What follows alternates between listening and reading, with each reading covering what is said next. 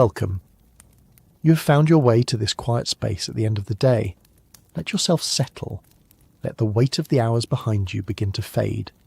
Tonight we're going to follow a single winter night in the Alaskan interior, a place where temperatures fall to 60 degrees below zero, where darkness stretches across months, where the sun barely rises above the horizon, if it rises at all.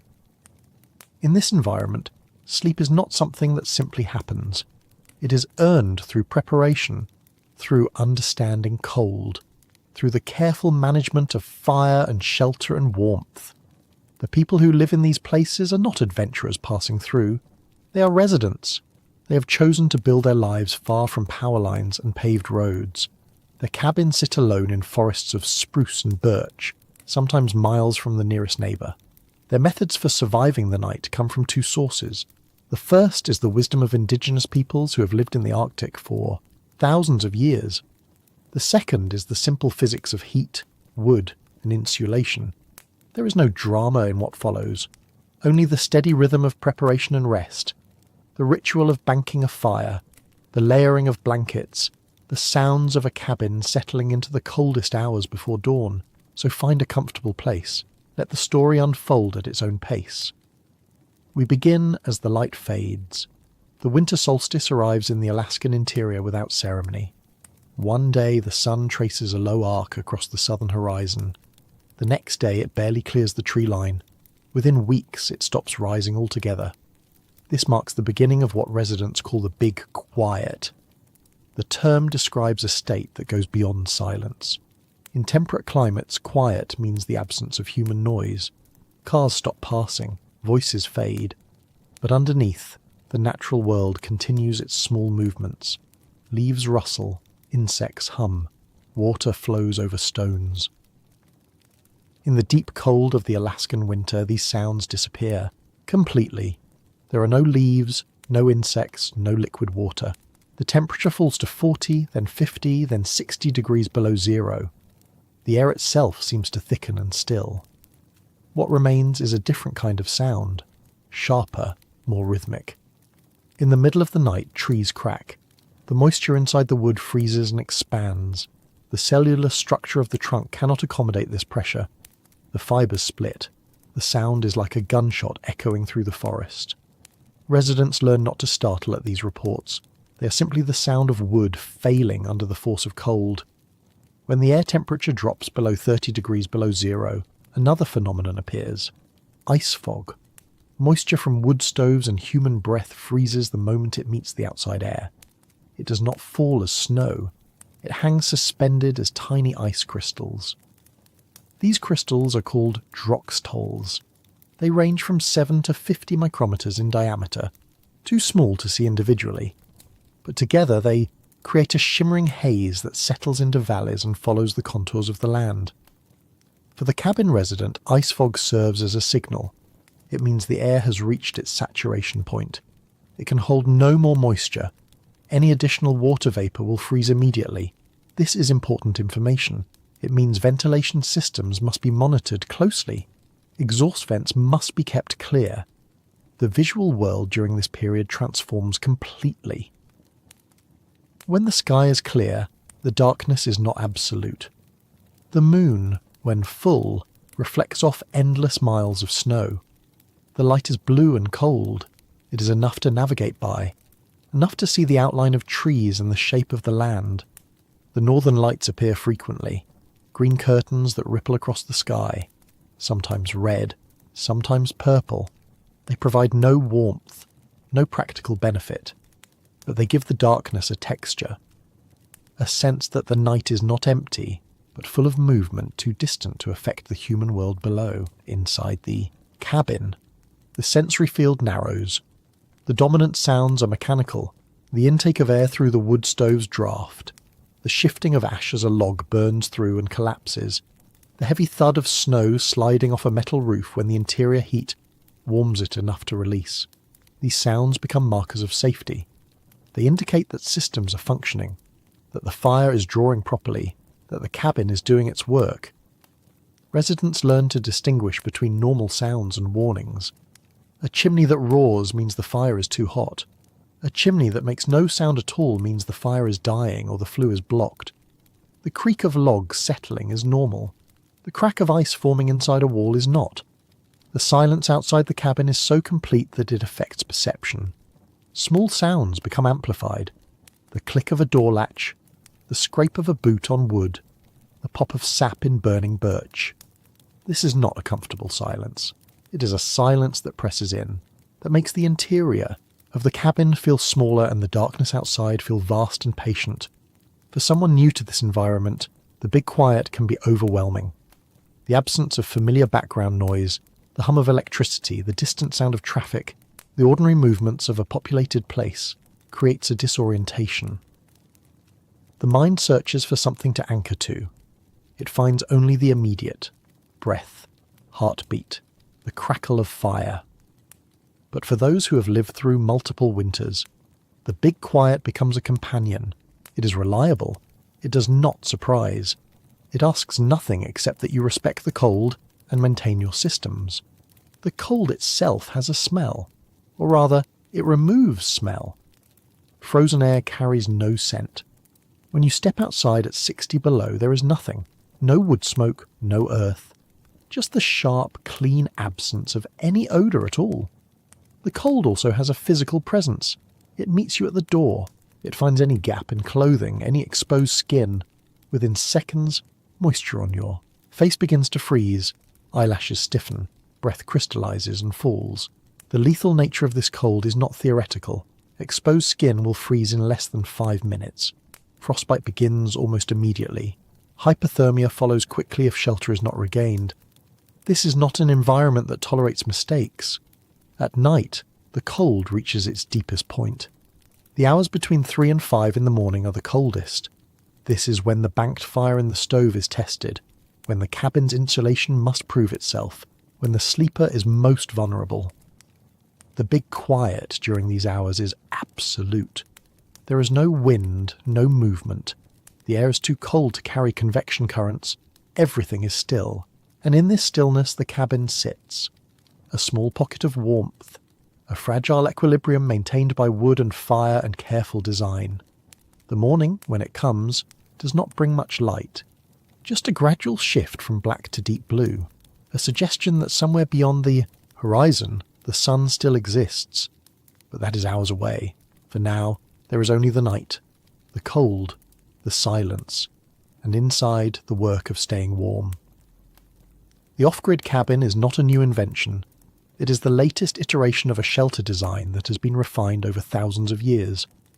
Long before modern materials, the Athabaskan and Inupiaq peoples lived in the same environment, the same cold, the same darkness. They survived winters without metal stoves, without synthetic insulation, without any of the tools that contemporary residents rely on. Their success came from understanding a simple principle. The best defense against extreme cold is not to fight it directly. It is to use the earth itself. Traditional winter dwellings were semi-subterranean. The structure was built partially below ground level. A wooden frame was erected, logs or driftwood, depending on what was available. Over this frame, thick layers of sod and earth were piled. The walls might be 2 feet thick. Sometimes 3. This design served multiple purposes. The earth provided mass. Mass stores heat. It also provides insulation. The temperature of the ground, even in winter, is warmer than the air above it. By building down into the earth, residents gained access to this stable thermal baseline.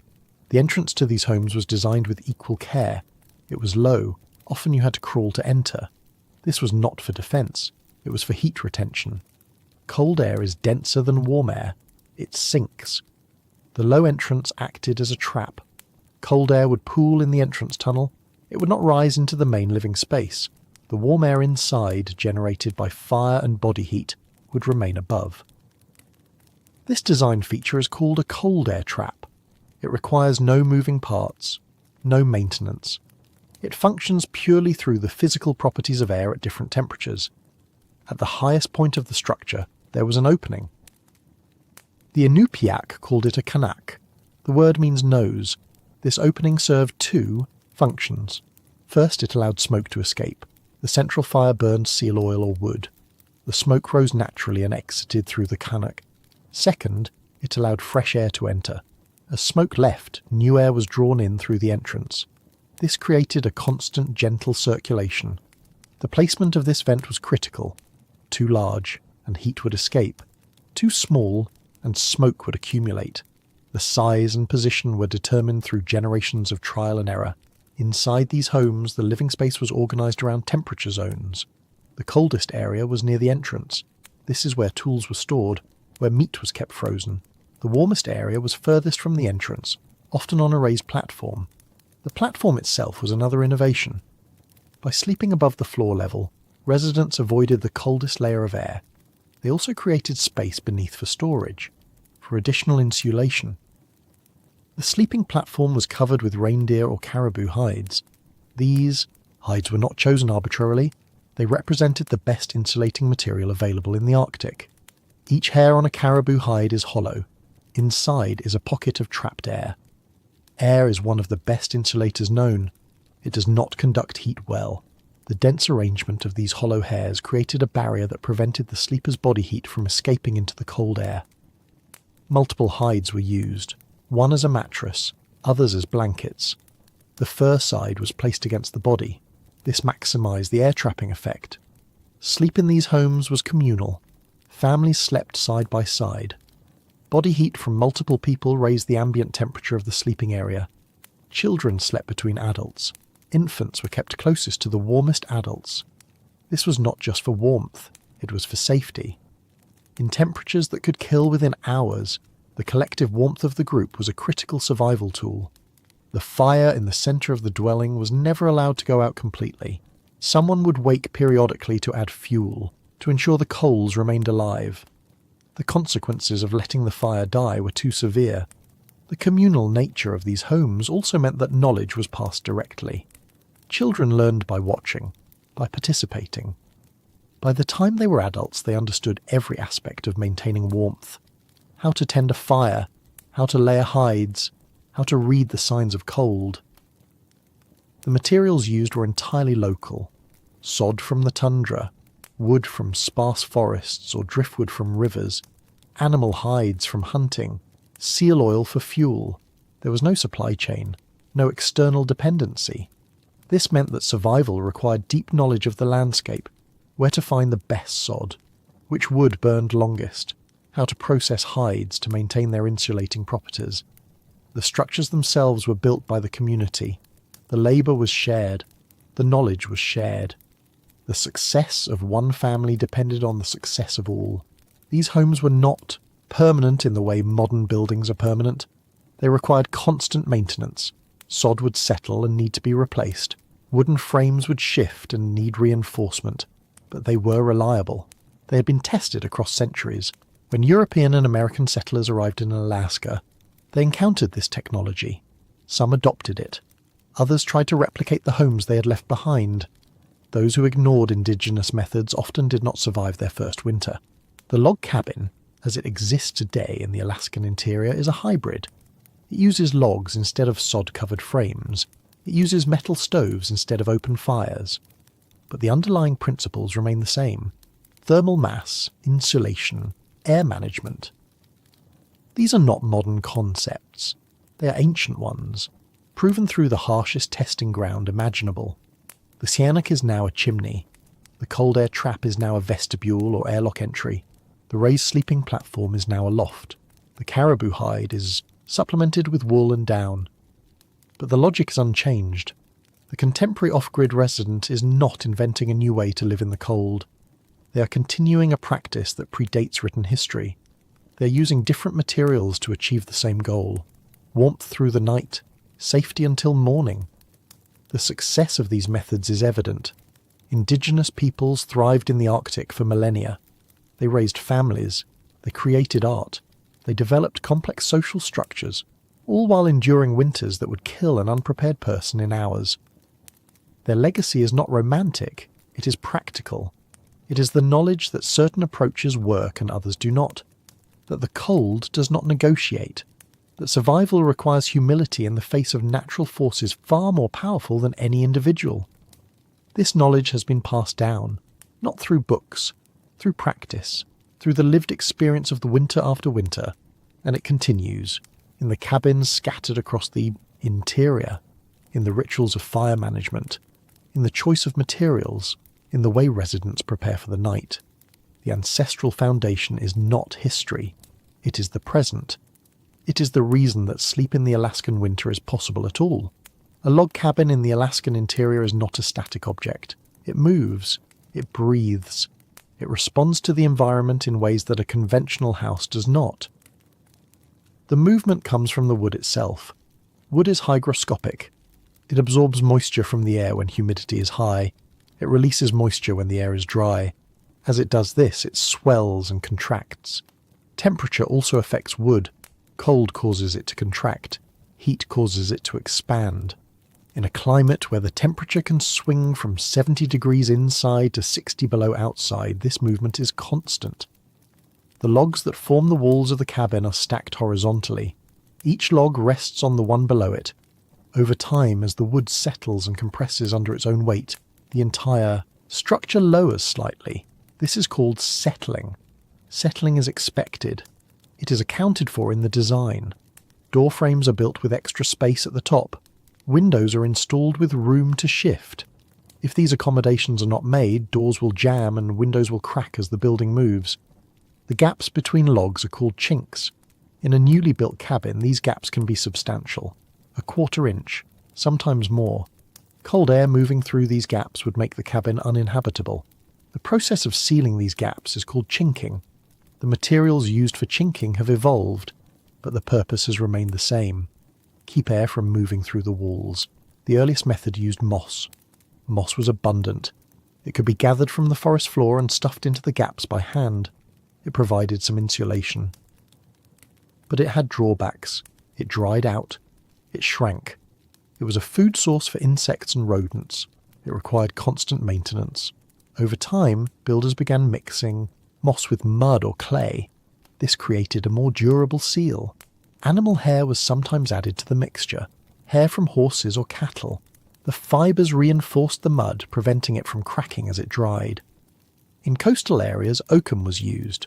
Oakum is rope fibre, often hemp, that has been treated with tar. It was originally used to seal the seams of wooden ships. Builders adapted it for cabins. It could be hammered into the gaps between logs and would swell slightly when damp, creating a tighter seal. Frontier settlers sometimes used thin strips of wood as backing. These strips, called slats, were nailed into the gaps. Over them, a layer of mortar was applied. The mortar was a mix of lime, sand and water. This method was more labour-intensive but produced a longer-lasting seal. Modern chinking is synthetic. It is an acrylic or latex compound designed specifically for log homes. It has elasticity. It can stretch and compress as the logs move. It adheres to the wood without cracking. It is applied with a caulking gun or trowel and smoothed into place. The advantage of synthetic chinking is its performance in extreme conditions. At 60 below, traditional mortar would crack and fall out. Synthetic chinking remains flexible. It maintains an airtight seal even as the temperature fluctuates by more than 100 degrees between inside and outside. But chinking is only part of the envelope. The roof must also be sealed. Heat rises. Without proper insulation and sealing in the roof, the cabin will lose warmth faster than the stove can produce it. Traditional roofs used sod, layers of earth piled thick enough to provide insulation. Modern cabins use metal roofing over rigid foam insulation. The foam has a high R value. R value is a measure of thermal resistance. The higher the number, the better the insulation. A typical off-grid cabin in the interior will have an R value of 40 or higher in the roof. This is achieved through multiple layers, rigid foam panels, fiberglass, bats, air gaps. The goal is to prevent heat from escaping upward while also preventing moisture from condensing inside the roof structure. Moisture is a constant challenge. Inside the cabin, activities like cooking and breathing release water vapour into the air. If this moisture reaches a cold surface, it will condense. In extreme cold, it will freeze. Ice forming inside the walls or roof is a serious problem. It can cause wood to rot. It can add weight to the structure. It can create pathways for cold air to enter. To prevent this, the cabin must be ventilated. fresh air must be brought in. Stale, moist air must be expelled. But this exchange must happen without losing the stored heat. Heat recovery ventilators, or HRVs, are designed for this purpose. They bring in fresh air from outside and expel stale air from inside. But before the stale air is expelled, it passes through a heat exchanger. The heat from the outgoing air is transferred to the incoming air. This allows the cabin to maintain air quality without a significant loss of warmth. Not all off-grid cabins have HRVs. They require electricity. They're a modern addition. In traditional cabins, ventilation was simpler. A small vent near the ceiling allowed warm, moist air to escape. A vent near the floor allowed cool, fresh air to enter. The movement was passive, driven by the difference in air density. The floor of the cabin is another critical component of the envelope. Cold radiates up from the frozen ground. Without insulation, the floor would be a constant source of heat loss. Modern floors are built with layers, a vapour barrier to prevent ground moisture from entering, rigid foam insulation to block the cold, plywood subflooring, finished flooring on top.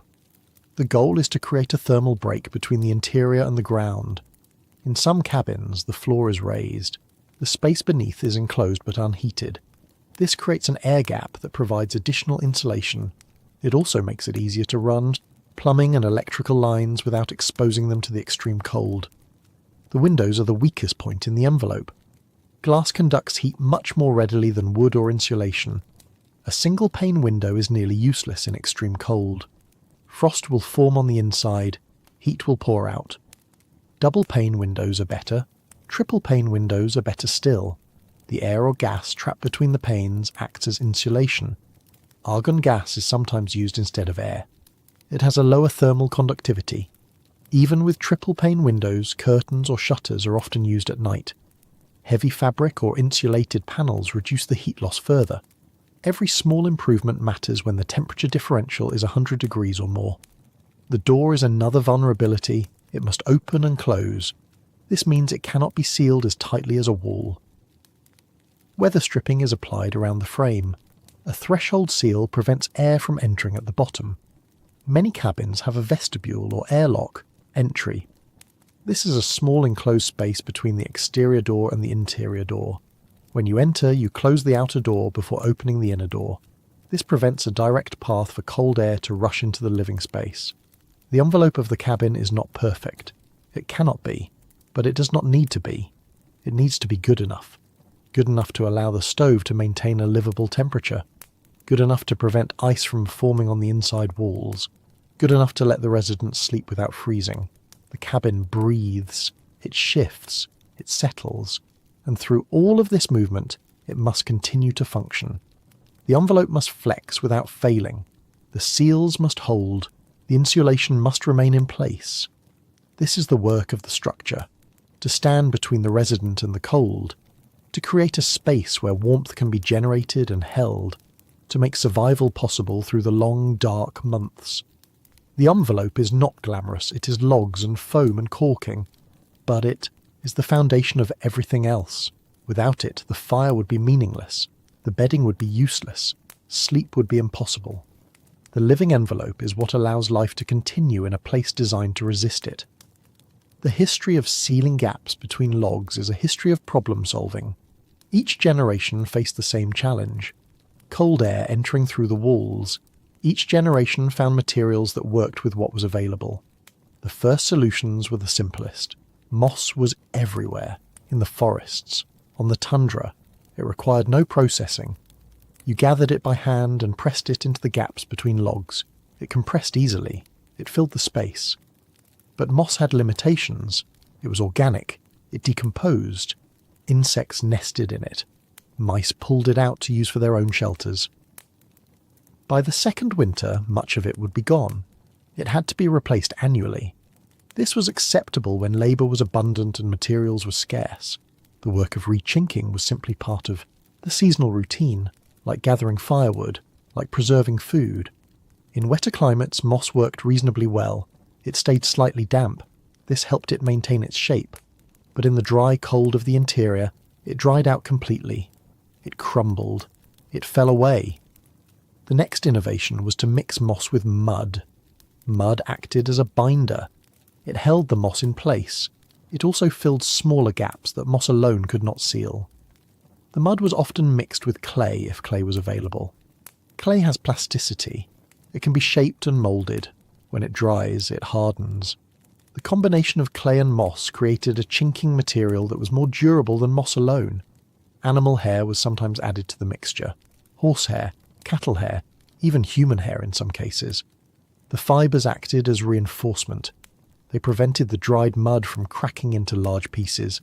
Small cracks were inevitable. But the fibres kept those cracks from spreading. This method required more labour. The mud had to be prepared, mixed to the right consistency, applied carefully, smoothed. But it lasted longer. 2 or 3 years instead of 1. In some regions, builders used a substance called dung. This was the dried manure of herbivores, cattle, horses, bison. It was mixed with straw or grass. The mixture was applied like plaster. Dung-based chinking had an advantage. It was hydrophobic once dried. Water did not penetrate it easily. This made it useful in areas where rain or snowmelt could saturate the walls. It also had some insulating value. The organic matter trapped air. The smell, contrary to expectation, was not a problem. Once fully dried, dung loses its odour. What remains is simply fibrous matter. As sawmills became more common, thin strips of wood became available. These strips, called lath or slats, could be nailed into the gaps between logs. They provided a backing for the chinking material. Over the slats, a layer of mortar was applied. The mortar was a mixture of lime, sand and water. Sometimes cement was added. The mortar hardened into a durable surface. It was weather-resistant. It did not decompose. But mortar had its own weakness. It was rigid. As the logs expanded and contracted, the mortar cracked. These cracks allowed air to pass through. The chinking had to be repaired regularly. The solution to this was to make the mortar slightly more flexible. Additives were mixed in, horsehair again, or straw. These fibres allowed the mortar to flex slightly without cracking. The improvement was modest, but noticeable. By the mid-20th century, synthetic materials began to replace traditional methods.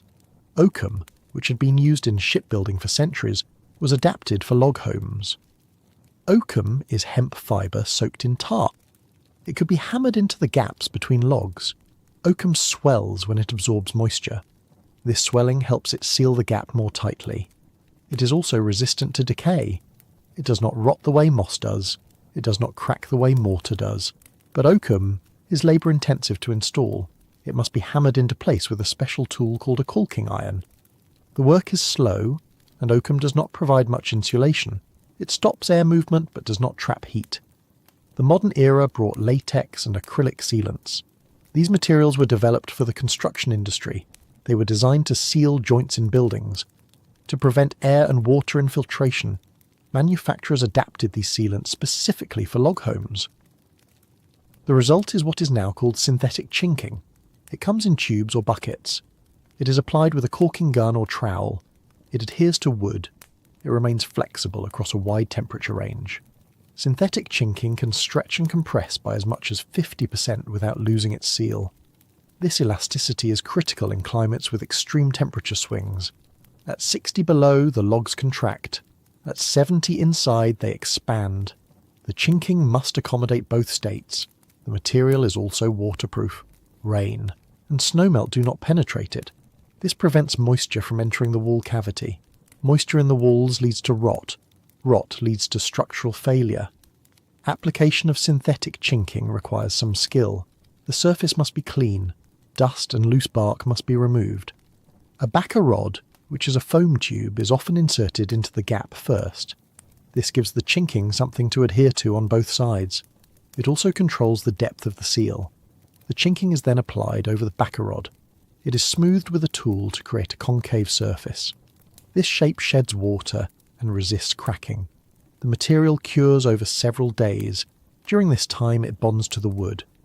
Once cured, synthetic chinking can last for decades. It does not require annual maintenance. It does not attract pests. It performs in temperatures from 60 below to over 100 above. The evolution from moss to synthetic chinking reflects a broader trend. Materials become more specialised, performance improves, labour requirements decrease, but the fundamental task remains unchanged. Seal the gaps, keep the cold out. For the off-grid resident, the quality of the chinking determines the efficiency of the heating system. A poorly chinked cabin will lose heat continuously. The stove will consume more wood. The interior temperature will fluctuate. Sleep will be colder and less restful. A well-chinked cabin holds heat. The stove can maintain a stable temperature with less fuel. The interior remains comfortable. The residents sleep better. Chinking is not visible from inside the cabin once furniture and shelves are in place. It is not decorative. It is hidden. But it is one of the most important elements of the structure. In deep winter, when the temperature drops to its lowest point, the chinking is what stands between the resident and the cold. It is the first line of defence, the barrier that makes warmth possible. The history of chinking is not dramatic. It is a history of incremental improvement, of testing materials, of learning what works and what fails, of passing that knowledge to the next generation. And in the modern cabin, that history is present, in the synthetic sealant between the logs, in the understanding that the envelope must be maintained, that gaps must be sealed, that the cold is patient and will find any weakness.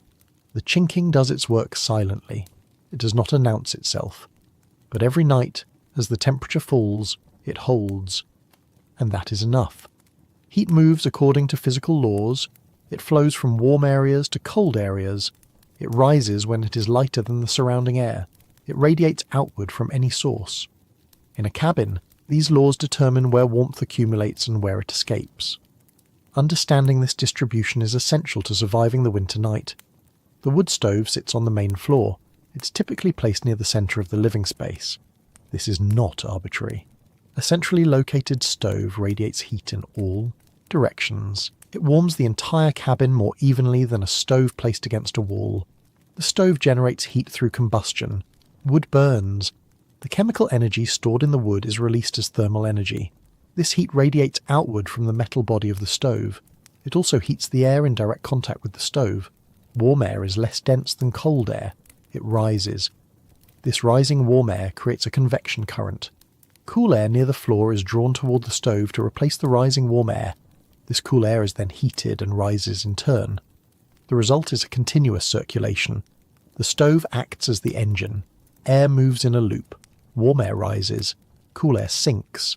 The cycle continues as long as the fire burns. In a single-story cabin, this circulation is relatively simple, but most off-grid cabins have a loft. The loft is a second level built above part of the main floor. It is accessed by a ladder or steep stairs. The loft is not a separate room. It is open to the main floor, below. This open design is intentional. It allows warm air to rise into the loft without obstruction. Because warm air rises, the loft becomes the warmest part of the cabin. The temperature difference can be significant. The main floor might be 65 degrees. The loft might be 75. This makes the loft the ideal location for sleeping. The sleeper benefits from the accumulated warmth without needing a separate heat source. The loft also positions the sleeper above the coldest layer of air. Cold air sinks. It pools near the floor. Even with a fire burning, the floor-level air is cooler than the air at head height. By sleeping in the loft, the resident avoids this cold layer entirely. They occupy the thermal zone that requires the least additional insulation. The placement of the bed within the loft also matters. The area directly above the stove is the warmest, but it can be too warm. Uncomfortably so. Most residents position their bed toward the edge of the loft. Close, enough to benefit from the rising heat. Far enough to avoid overheating. The loft typically has a low ceiling, often just 5 or 6 feet of clearance. This is not a design flaw. It is intentional. A low ceiling reduces the volume of air that must be heated. It also keeps the warm air closer to the sleeper. Some lofts have a half wall or railing instead of a full wall on the side facing the main floor. This allows warm air to flow into the loft without restriction. It also allows the resident to see the stove from the bed. This visibility is reassuring. It allows them to monitor the fire without getting up. The main floor remains functional even though it is cooler. During the day, residents spend time there, cooking, eating, working. The temperature is comfortable for activity. Movement generates body heat. Layers of clothing provide additional warmth. But at night, when activity stops, the main floor becomes less comfortable. Body heat production decreases during sleep. The ambient temperature that feels fine during the day feels cold when lying still under blankets. This is why the loft is essential. It is the place where the cabin's warmth is most concentrated, where the least effort is required to stay warm through the night. The walls of the cabin also play a role in heat distribution. The logs have thermal mass. During the day, when the fire is burning actively, the logs absorb heat. They warm slowly. But once warm, they release that heat back into the cabin for hours. This thermal mass smooths out temperature fluctuations. If the fire dies down temporarily, the walls continue to radiate warmth. If the fire burns very hot, the walls absorb the excess heat. The result is a more stable interior temperature. The floor, if properly insulated, also contributes. It prevents the cold from radiating up from the frozen ground. This keeps the main floor habitable. It also reduces the amount of fuel needed to maintain comfort. But the floor will always be cooler than the loft. This is unavoidable. Heat rises, the floor is the lowest point. Even with perfect insulation, it remains the coldest horizontal surface in the cabin. Some residents place rugs or mats on the floor. These provide a small amount of additional insulation. More importantly, they create a psychological barrier. Stepping onto a rug feels warmer than stepping onto bare wood, even if the actual temperature difference is minimal. The windows, as mentioned, are a source of heat loss. Even triple-pane windows cannot insulate as well as a log wall. At night, heavy curtains are drawn over the windows. This creates an air gap between the glass and the interior. The air gap provides additional insulation. In extreme cold, frost will still form on the glass. This is normal. It indicates that the interior humidity is condensing on the coldest surface. As long as the frost is only on the glass and not on the walls or ceiling, it is not a concern. The door is another point of heat loss. Every time it is opened, cold air rushes in, warm air rushes out. This is why trips outside are minimized after dark. Firewood is brought in before nightfall. Water is stored inside.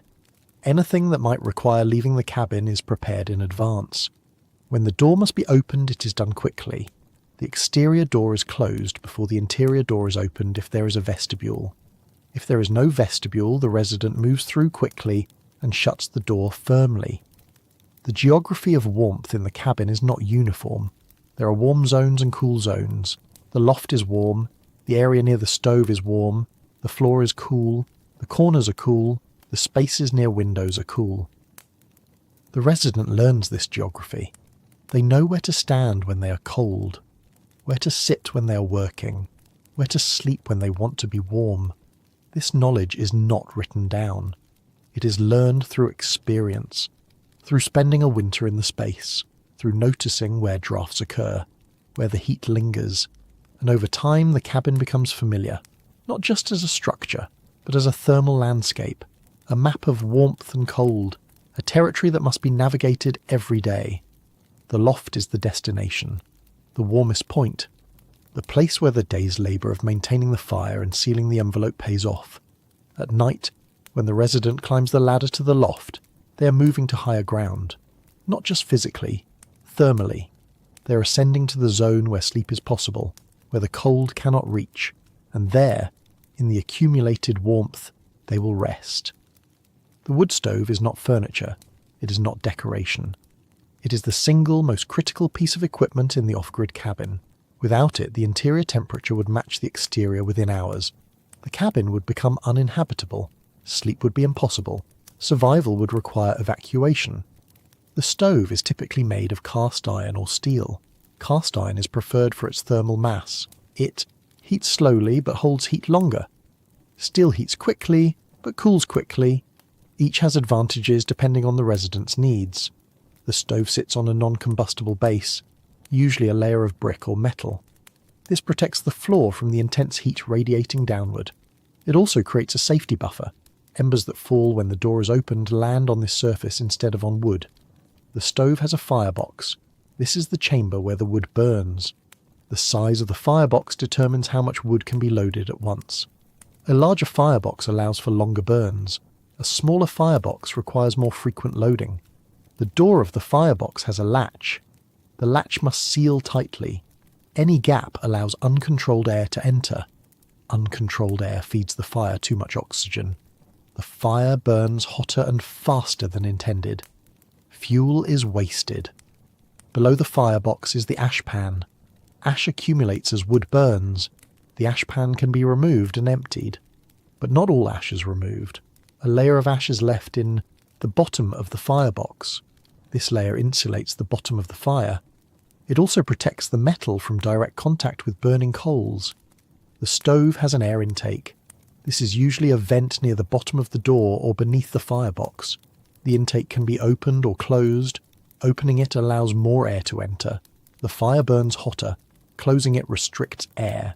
The fire burns slower. Controlling the air intake is the primary method of managing the fire. It is a simple mechanism, a lever or knob, but it requires understanding and attention. The stove is connected to a chimney. The chimney is a vertical pipe that carries smoke out of the cabin. It extends through the roof and rises several feet above the ridgeline. This height is necessary. It creates draft. Draft is the flow of air up the chimney. Hot air rises. As smoke and hot gases rise, they create a low-pressure area at the base of the chimney.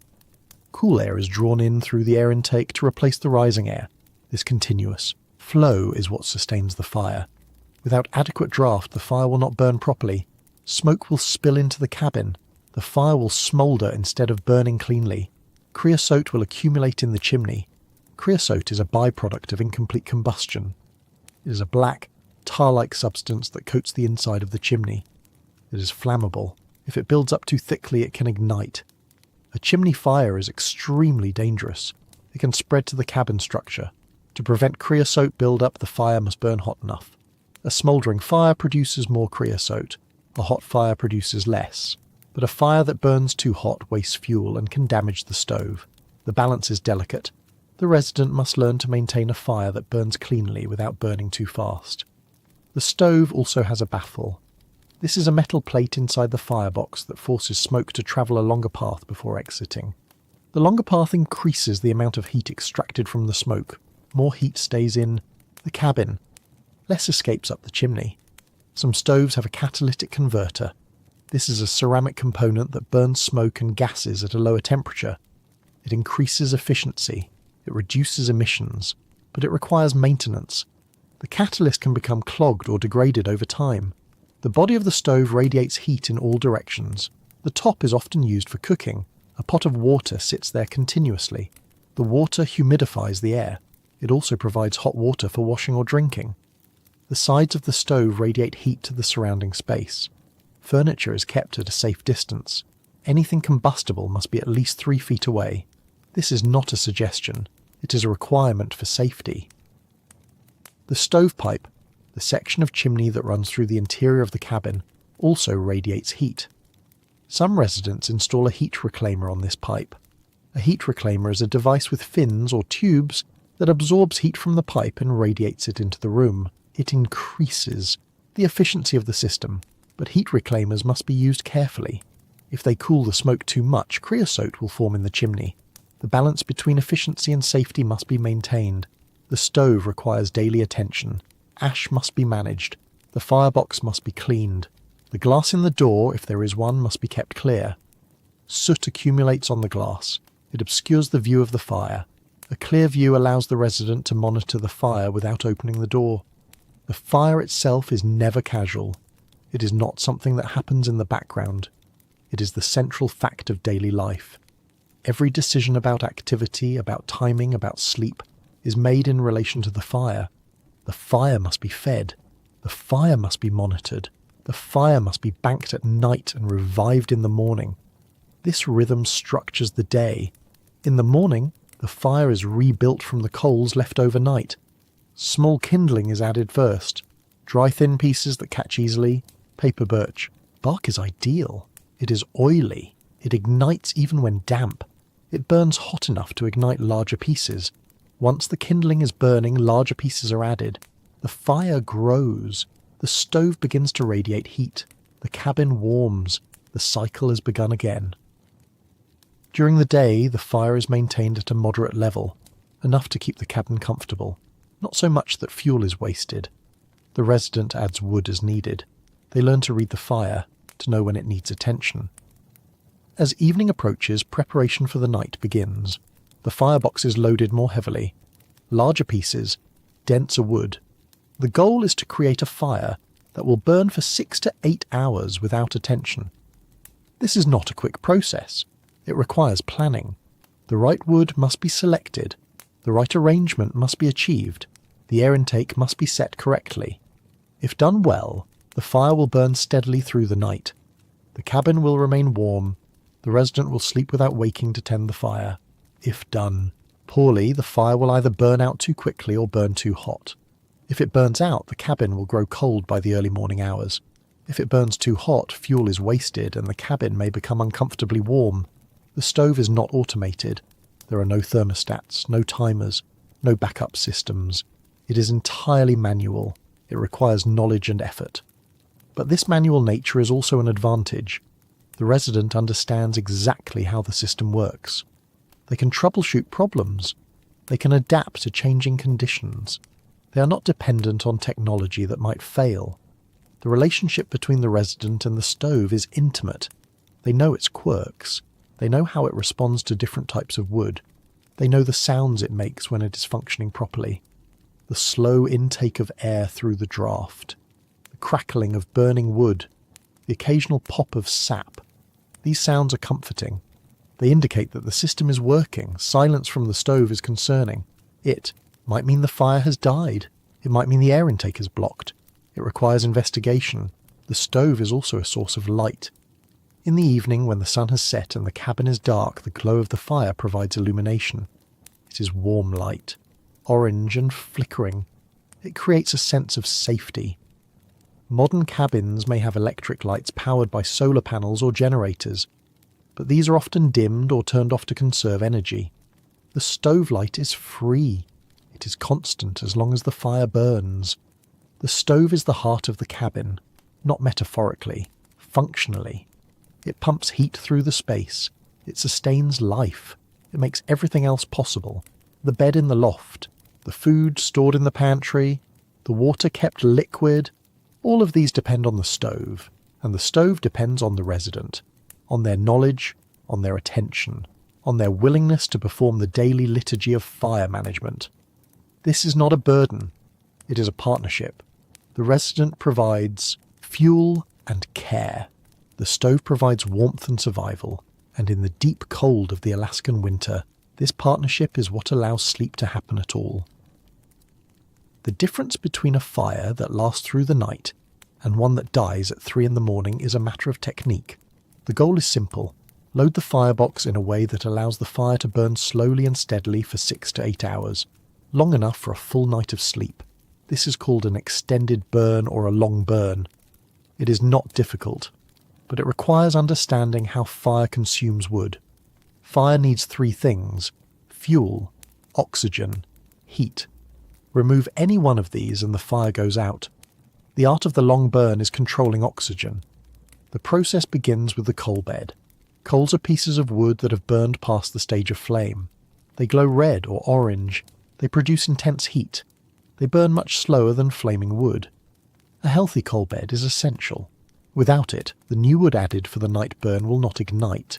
Properly, the fire will struggle. It may go out entirely. To create a coal bed, the resident burns the fire hot during the evening. Smaller pieces are used. The fire is allowed to burn freely with the air intake open. The wood burns down to coals. Once a sufficient bed of coals is formed, they are raked forward, toward the front of the firebox, near the air intake. This positioning is important. The incoming air will flow over the coals first. This keeps them hot. Hot coals will ignite the fresh wood loaded behind them. The fresh wood is selected carefully. For a long burn, large pieces are preferred, unsplit rounds if possible. The larger the piece, the longer it takes to burn. A split log has more surface area exposed to oxygen. It burns faster. A round log has less surface area. It burns slower. The wood must also be dry. Green wood contains moisture. Burning green wood wastes energy. The fire must first evaporate the moisture before it can release heat. This cools the fire. It produces more smoke. It creates more creosote. Properly seasoned wood has been dried for at least 1 year, ideally longer. The moisture content is below 20%. When struck together, seasoned pieces make a sharp, hollow sound. Green wood makes a dull thud. The fresh wood is loaded into the back of the firebox. The pieces are packed tightly. They are oriented parallel to the door. This is called an east-west load. The term refers to the direction relative to the stove door. An east-west load minimises the surface area exposed to the air flowing through the firebox. The fire must spread from one log to the next slowly. This extends the burn time. An alternative is a north-south load. The logs are oriented perpendicular to the door. This exposes more surface area. The fire burns faster. A north-south load is used during the day when shorter, hotter burns are desired. For the night, east-west is the standard. Once the wood is loaded, the air intake is adjusted. It is closed, partially, not completely. Closing it completely would starve the fire of oxygen. The fire would smoulder and go out, but closing it most of the way restricts the oxygen flow. The fire burns slower. Finding the correct setting takes practice. Too much air and the fire burns too fast. Too little and the fire dies. The correct setting is just enough to keep the fire burning steadily. Some stoves have markings on the air intake lever: low, medium, high. These are guides. But every stove is different. Every installation is different. The resident must learn their specific stove. The firebox door is closed and latched. The fire is now set for the night. If done correctly, the wood will burn slowly from front to back. The coals will ignite the first log. That log will ignite the next. The process will continue for hours. The resident can verify the setup by observing the chimney from outside. The smoke should be thin and light-coloured. Dark, thick smoke indicates incomplete combustion. The fire is smouldering. The air intake may need to be opened slightly. Inside, the stove should produce a steady, low sound. Not roaring, not silent. A soft, continuous murmur of combustion. The temperature of the stovepipe can also be checked. A magnetic thermometer is often attached to the pipe. The ideal temperature range for nighttime burning is between 300 and 500 degrees Fahrenheit. Below 300, creosote forms. Above 500, the fire is burning too hot. If the temperature is too low, the air intake is opened slightly. If too high, it is closed further. Small adjustments have large effects. The resident makes the adjustment and waits. Checks again in 15 minutes. Adjust if necessary. Once the fire is stable, the resident can retire to the loft. The fire will continue on its own. During the night, the firebox goes through stages. For the first 2 hours, the flames are visible. The wood is burning actively. Heat output is high. The cabin is warm. After 2 hours, the flames diminish. The wood has burned down. The surface is charred. The combustion is occurring deeper within the logs. Heat output decreases slightly, but it remains sufficient. By 4 hours, there are no visible flames, only glowing coals and partially burned logs. The heat output is lower, but the thermal mass of the stove and the cabin walls continues to radiate warmth. The interior temperature remains stable. By 6 hours, the logs are mostly consumed. What remains are large coals and ash. The heat output is at its minimum. This is the coldest point of the night. Typically between 3 and 5 in the morning. If the burn was set correctly, the cabin temperature will have dropped only a few degrees, not enough to wake the sleeper, not enough to cause discomfort. By 8 hours, the coals are still glowing. They are no longer producing significant heat, but they are alive. They can be revived. When the resident wakes in the morning, they descend from the loft. They open the firebox, they rake the coals forward, they add kindling. The kindling ignites from the coals. The fire is reborn. The cycle begins again. The long burn is not automatic. It requires correct wood selection, correct loading, correct air intake setting. It requires understanding the relationship between oxygen and combustion. It requires attention to detail. But once mastered, it becomes routine. The resident performs the steps without thinking. The fire lasts through the night. Sleep is uninterrupted. This is the liturgy of the hearth. not religious, but ritualistic. A series of precise actions performed in a specific order, actions that have been performed by countless others in countless cabins over countless winters. The long burn is ancient knowledge expressed through modern materials. The principle is the same whether the stove is cast iron or stone, whether the fuel is birch or oak. Restrict oxygen, maximize fuel mass, allow the fire to burn at the slowest, sustainable rate, and in doing so create the conditions for warmth, for safety, for sleep. The long burn is not dramatic, it is not exciting, it is simply effective. And in the Alaskan winter, effectiveness is what matters.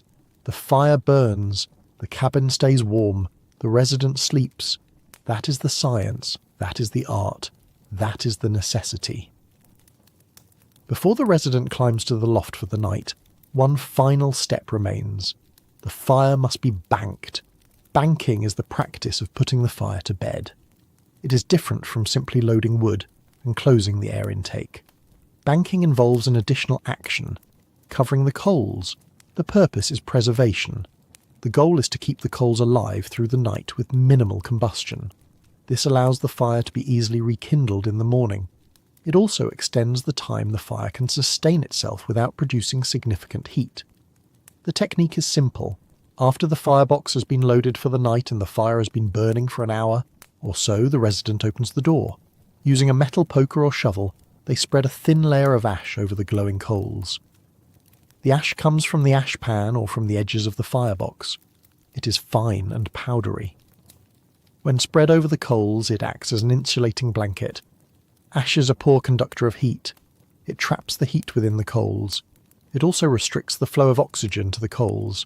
With less oxygen, the coals burn even more slowly. They smoulder rather than glow brightly. The layer of ash must be thin. Too thick and the coals will be suffocated. They will go out entirely. Too thin and the effect is minimal. The coals will continue to burn at their normal rate. The correct thickness is about 1/4 inch, enough to cover the coals completely, not enough to bury them. After the ash is applied, the firebox door is closed. The air intake is set to its minimum, not fully closed, just barely open, enough to allow a trickle of air, enough to keep the coals alive. The stove settles into its slowest state. The coals beneath the ash continue to burn, but the combustion is minimal. Heat output is very low, just enough to keep the cabin from cooling too quickly. The banked fire can sustain itself for 10 to 12 hours, sometimes longer. As long as the coals remain alive, the fire can be revived without starting from scratch. In the morning, when the resident returns to the stove, they open the door. The firebox appears cold. There are no visible flames, no glowing coals, just ash and charred wood. But beneath the ash, the coals are still alive. The resident uses a poker to gently disturb the ash. Immediately, red embers are revealed. The coals have been waiting. The ash is raked to the side. The coals are raked forward into a small pile. Fresh air reaches them. They begin to glow brighter. Within moments, they are hot enough to ignite kindling. Small sticks are added. Birch bark, dry twigs. The kindling catches. Flames appear. Larger pieces are added. The fire grows. The morning fire building process takes only a few minutes. Because the coals were preserved, no matches needed. No fire starting from cold. The fire never truly died. It was only sleeping. This continuity is important. It saves time. It saves materials. It provides psychological reassurance. The fire is a living thing. It has been tended through the night. It has survived. Banking is a technique that predates modern stoves. It was used in open hearths, in stone fireplaces, in any situation where maintaining embers overnight was critical. The principle is universal. Reduce oxygen. Insulate the heat source. Allow combustion to slow to its minimum sustainable rate. In some cultures, the hearth fire was never allowed to go out. It burned continuously for years, decades. The continuity of the fire represented the continuity of the household. Letting it die was seen as a failure, a bad omen. While modern off-grid residents do not attach such symbolism to the fire, the practical reasons for maintaining it are unchanged. Starting a fire from scratch in a cold cabin is difficult. The firebox is cold. The chimney has no draft. The wood is cold. Everything works against ignition. A banked fire solves these problems. The firebox retains some warmth, the chimney retains some heat. Draught is easier to establish. The fire starts reliably. Banking also extends the usable heat from a single loading. Instead of burning all the wood quickly and then having the cabin cool, the wood burns slowly. The heat is distributed over a longer period. The cabin temperature remains more stable. For the sleeper, this stability is critical. Waking in the middle of the night because the cabin has become too cold disrupts sleep.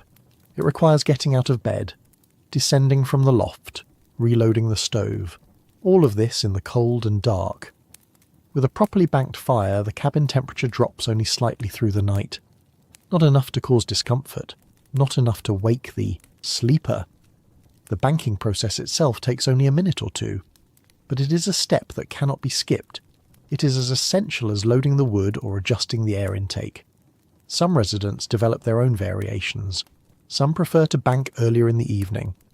Others wait until just before sleep. Some use more ash. Others use less. The specific technique matters less than the understanding of the principle. The fire must be slowed, the coals must be preserved, the night must be bridged, and when morning comes, the fire is still there, waiting, ready to be awakened. This is the rhythm of life with a wood stove. The fire is never fully extinguished. It is only banked, allowed to rest, and then revived, day after day, night after night, through the entire winter. The fire continues. The cabin remains warm. Life persists in a place that would otherwise be uninhabitable. Banking the fire is not a grand gesture. It is a small act, a scattering of ash, an adjustment of a lever, but it is these small acts, performed correctly and consistently, that make survival possible. The fire is banked. The cabin is quiet. The resident climbs to the loft.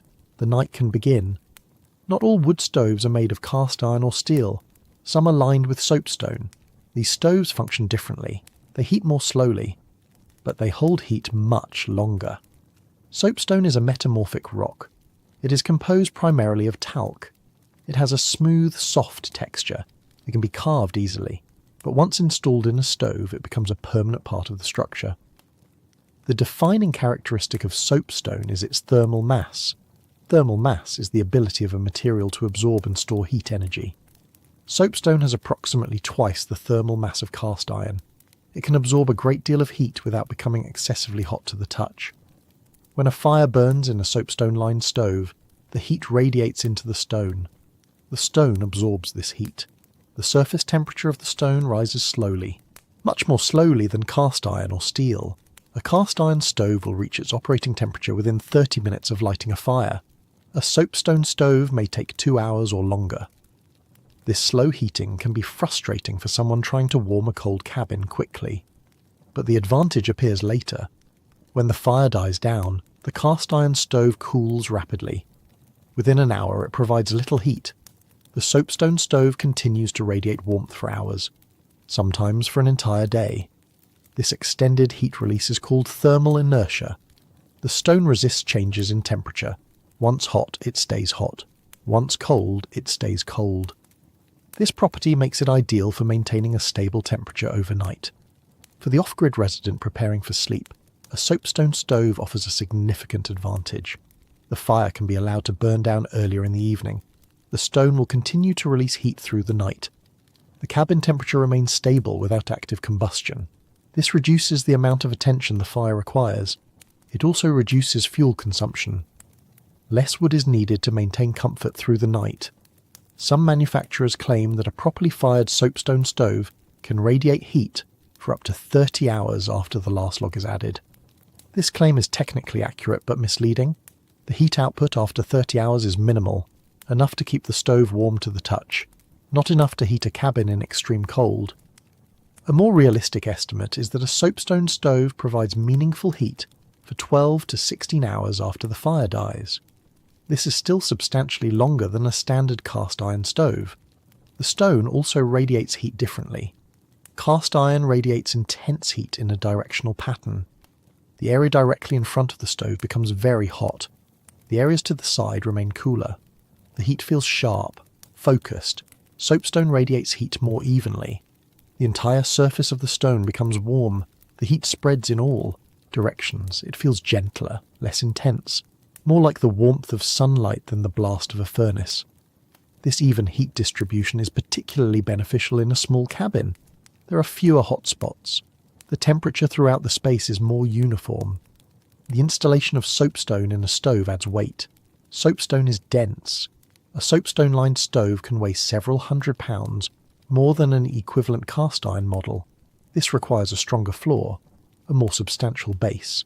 But the weight is also part of the thermal advantage. The mass that makes the stove heavy is the same mass that stores heat. The two cannot be separated. Soapstone stoves are more expensive than cast-iron stoves. The material is costly. The fabrication is labour-intensive. Each piece of stone must be cut and fitted precisely. The stove must be assembled carefully to prevent cracking. Despite the cost, many off-grid residents choose soapstone. The fuel savings over years of use offset the initial expense. The reduced maintenance of the fire through the night is worth the investment. There are also aesthetic considerations. Soapstone has a natural beauty. It is often grey or green with subtle veining. The surface develops a patina over time. It darkens slightly. It acquires a soft sheen. Some residents appreciate this.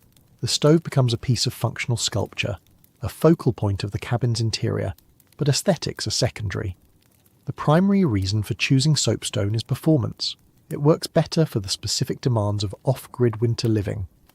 The stone's thermal properties also affect how the stove is operated. With a cast-iron stove, the fire is managed primarily through air intake adjustment. The resident controls how fast the fire burns by controlling oxygen flow. With a soapstone stove, the thermal mass becomes part of the equation. The resident learns to anticipate. They light a hot fire several hours before they need the heat. The stone absorbs the energy. Later, when the fire burns down, the stone releases that energy. This requires planning. It requires understanding the relationship between fire intensity, time, and heat output. It is more complex than operating a cast-iron stove, but once learned, it becomes intuitive. The soapstone also affects the sleep experience. The heat it provides through the night is steady. There are no sudden temperature drops, no cold periods just before dawn. The cabin remains at a relatively constant temperature from the time the resident goes to bed until they wake. This stability improves sleep quality. The body does not have to respond to changing temperatures. It can remain in a deeper, more restful state. The stone also continues to provide heat in the morning. When the resident wakes, the cabin is still warm. There is no urgent need to rebuild the fire immediately. They can take their time, move slowly. The stone has brought them this comfort. Some soapstone stoves are designed with a flat cooking surface on top. The stone retains heat long enough that food can be cooked hours after the fire has died. A pot of oatmeal can be placed on the stove at night. By morning, it has cooked slowly in the residual heat. This slow cooking capability is a bonus. It saves fuel. It provides hot food without the need to rebuild the fire first thing in the morning. Not all cabins can accommodate a soapstone stove. The floor must be strong enough. The budget must allow for the higher cost. The resident must be willing to learn a different fire management technique. But for those who can make it work, the soapstone stove becomes an essential partner in winter survival. It does not require constant attention. It does not demand frequent feeding. It simply holds heat and releases it slowly, steadily, through the long dark hours. The stone remembers the fire. Long after the flames have died, the memory remains, stored as heat, released as comfort. This is the nature of thermal mass. This is the advantage of soapstone. Not in the moment of burning, but in the hours afterward, in the quiet of the night, in the stillness of the loft. The stone continues its work, unseen, unfelt as a separate presence, but essential. The cabin stays warm, the resident sleeps, the stone remembers. Wood is not a uniform fuel. Different species produce different amounts of heat, burn at different rates, create different amounts of ash and creosote. For the off-grid resident, selecting the right wood is as important as managing the fire itself. The wrong wood wastes effort. It produces less heat. It requires more frequent loading. It fouls the chimney faster. The right wood burns clean. It produces high heat.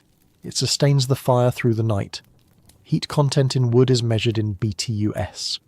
A BTU, or British Thermal Unit, is the amount of energy required to raise the temperature of 1 pound of water by 1 degree Fahrenheit.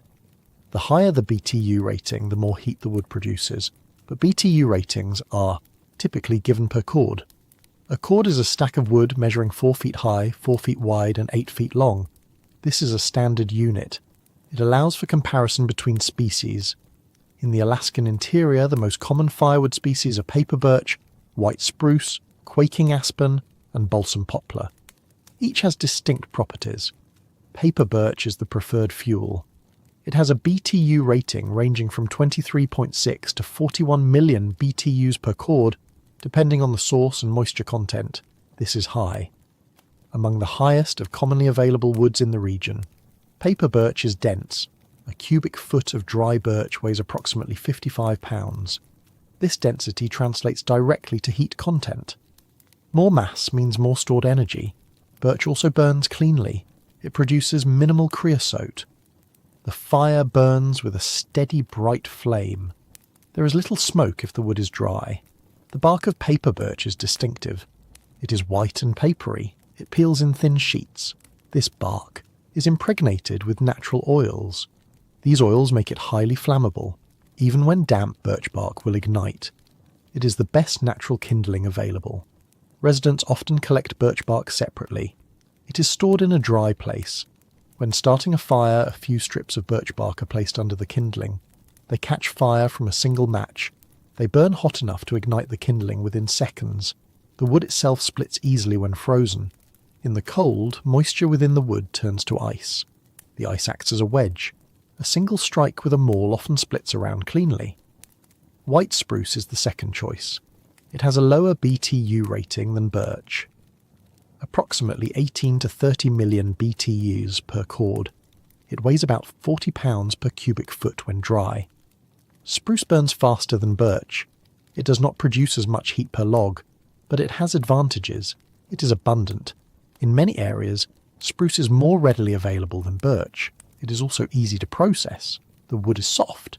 It splits with little effort. Spruce contains resin. This resin aids ignition. Dry spruce catches fire quickly. It produces a bright flame. But the resin also creates more creosote. The chimney must be cleaned more frequently if spruce is the primary fuel. The smell of burning spruce is distinctive. It is sharp, slightly acrid, not unpleasant but noticeable. Some residents find it comforting. It is the smell of winter. Quaking aspen is less desirable. It has a BTU rating of approximately 16 to 28 million per cord. It weighs only 38 pounds per cubic foot. It is light, soft. It splits easily, almost too easily. Aspen burns very quickly. A firebox full of aspen will burn through in half the time of birch. This makes it impractical for overnight burns. It is useful during the day, for quick warming, for cooking, but not for sustained heat. Aspen also produces more ash. The ash must be removed from the firebox more frequently. This is additional work. The one advantage of aspen is that it seasons quickly. Because it is less dense, moisture evaporates faster. Aspen cut in the spring may be ready to burn by fall. Birch requires at least a full year, often two. Balsam poplar is the least desirable of the common species. It has the lowest BTU rating, approximately 15 to 25 million per cord. It weighs only 34 pounds per cubic foot. Poplar is wet. Even after seasoning, it retains significant moisture. Burning wet wood is inefficient. Energy is wasted evaporating water. The fire produces more smoke. The heat output is reduced. Poplar also rots quickly.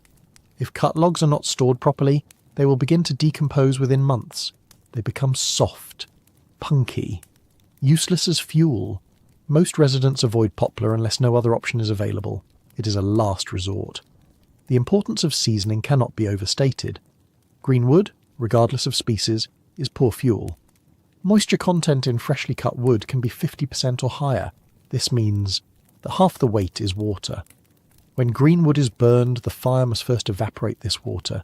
This requires energy that does not contribute to heating the cabin. The fire burns cooler. It produces more smoke. It creates more creosote. Properly seasoned wood has a moisture content below 20%, ideally below 15%. This takes time. The wood must be cut, split and stacked in a location where air can circulate. The sun and wind gradually remove the moisture. The rule of thumb is 1 year of seasoning for most species. 2 years is better. 3 years produces the best results, but this requires planning. Wood being burned this winter was cut at least last winter, ideally the winter before that. For the off-grid resident, this means maintaining a rotating stockpile. Wood for this year, wood for next year, wood for the year after, always cutting ahead, always preparing. The wood is stored in covered sheds or under tarps. It is stacked so air can flow between the pieces. The bark side is placed up if possible. This sheds rain and snow. The ends of the logs are left exposed. Moisture evaporates through the end grain. Residents learn to identify seasoned wood by appearance and sound. Seasoned wood has cracks radiating from the centre. The bark may be loose or falling off. The wood is lighter. When two pieces are struck together, they produce a sharp, hollow sound. Green wood makes a dull thud. The colour also changes. Fresh birch is white or cream-coloured inside. Seasoned birch turns slightly yellow or tan. Spruce turns from pale yellow to deeper gold. Splitting the wood increases the surface area exposed to air. This accelerates seasoning. It also makes the wood easier to burn. Split wood ignites faster than rounds. It burns more evenly. The size of the split pieces matters. For kindling, pieces should be no thicker than a finger. For daytime burning, pieces should be wrist thick. For overnight burning, larger pieces or even unsplit. Rounds are used. The resident develops an eye for these sizes. They can split a log and sort the pieces by size without measuring.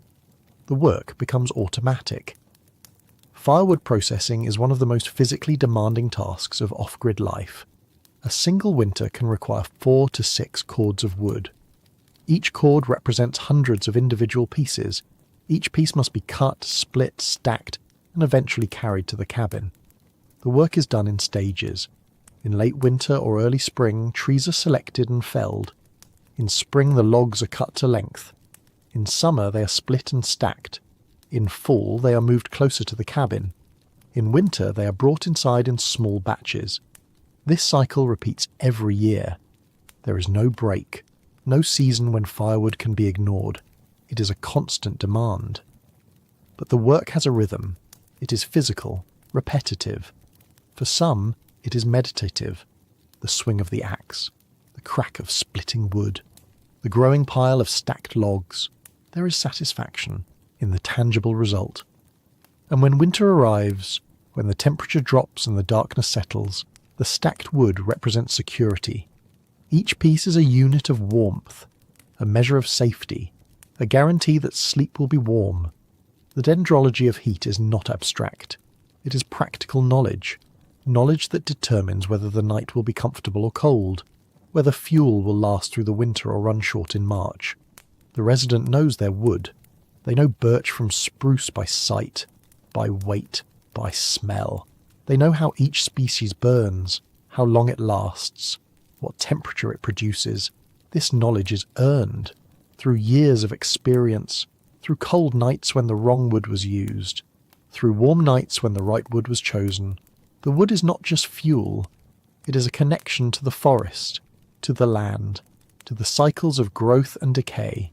Each piece once drew water from the ground, absorbed sunlight, grew taller.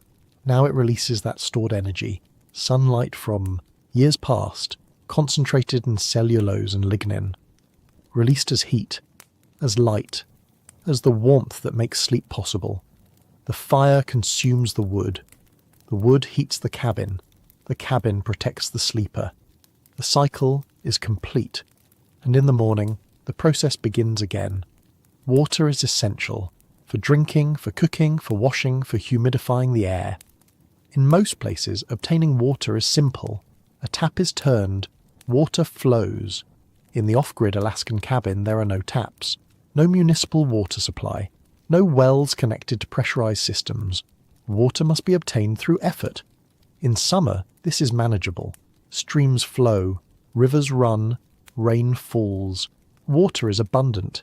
It can be collected, filtered and stored. In winter, everything freezes. Streams become solid ice, rivers freeze several feet thick, rain becomes snow, all liquid water disappears. The challenge is not finding water. Water is everywhere. It is simply frozen. The challenge is converting it back to liquid form without expending excessive energy. Some cabins have wells. A well is a vertical shaft drilled into the ground until it reaches the water table. In the interior, this can be anywhere from 10 to several hundred feet deep. A well in permafrost is a complex undertaking. Permafrost is ground that remains frozen year-round. It can extend hundreds of feet below the surface. Drilling through permafrost requires specialized equipment. The cost is significant. Even when a well is successfully drilled, keeping it functional in winter is difficult. Water freezes at 32 degrees Fahrenheit.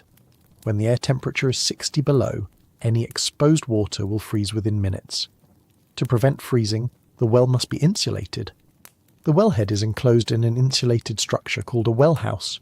Inside the well house, a heat source is maintained, a small electric heater, a propane heater, or in some cases a light bulb. The heat keeps the interior above freezing.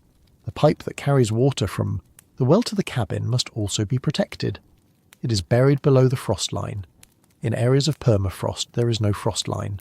The ground never thaws. The pipe must be wrapped in heat tape.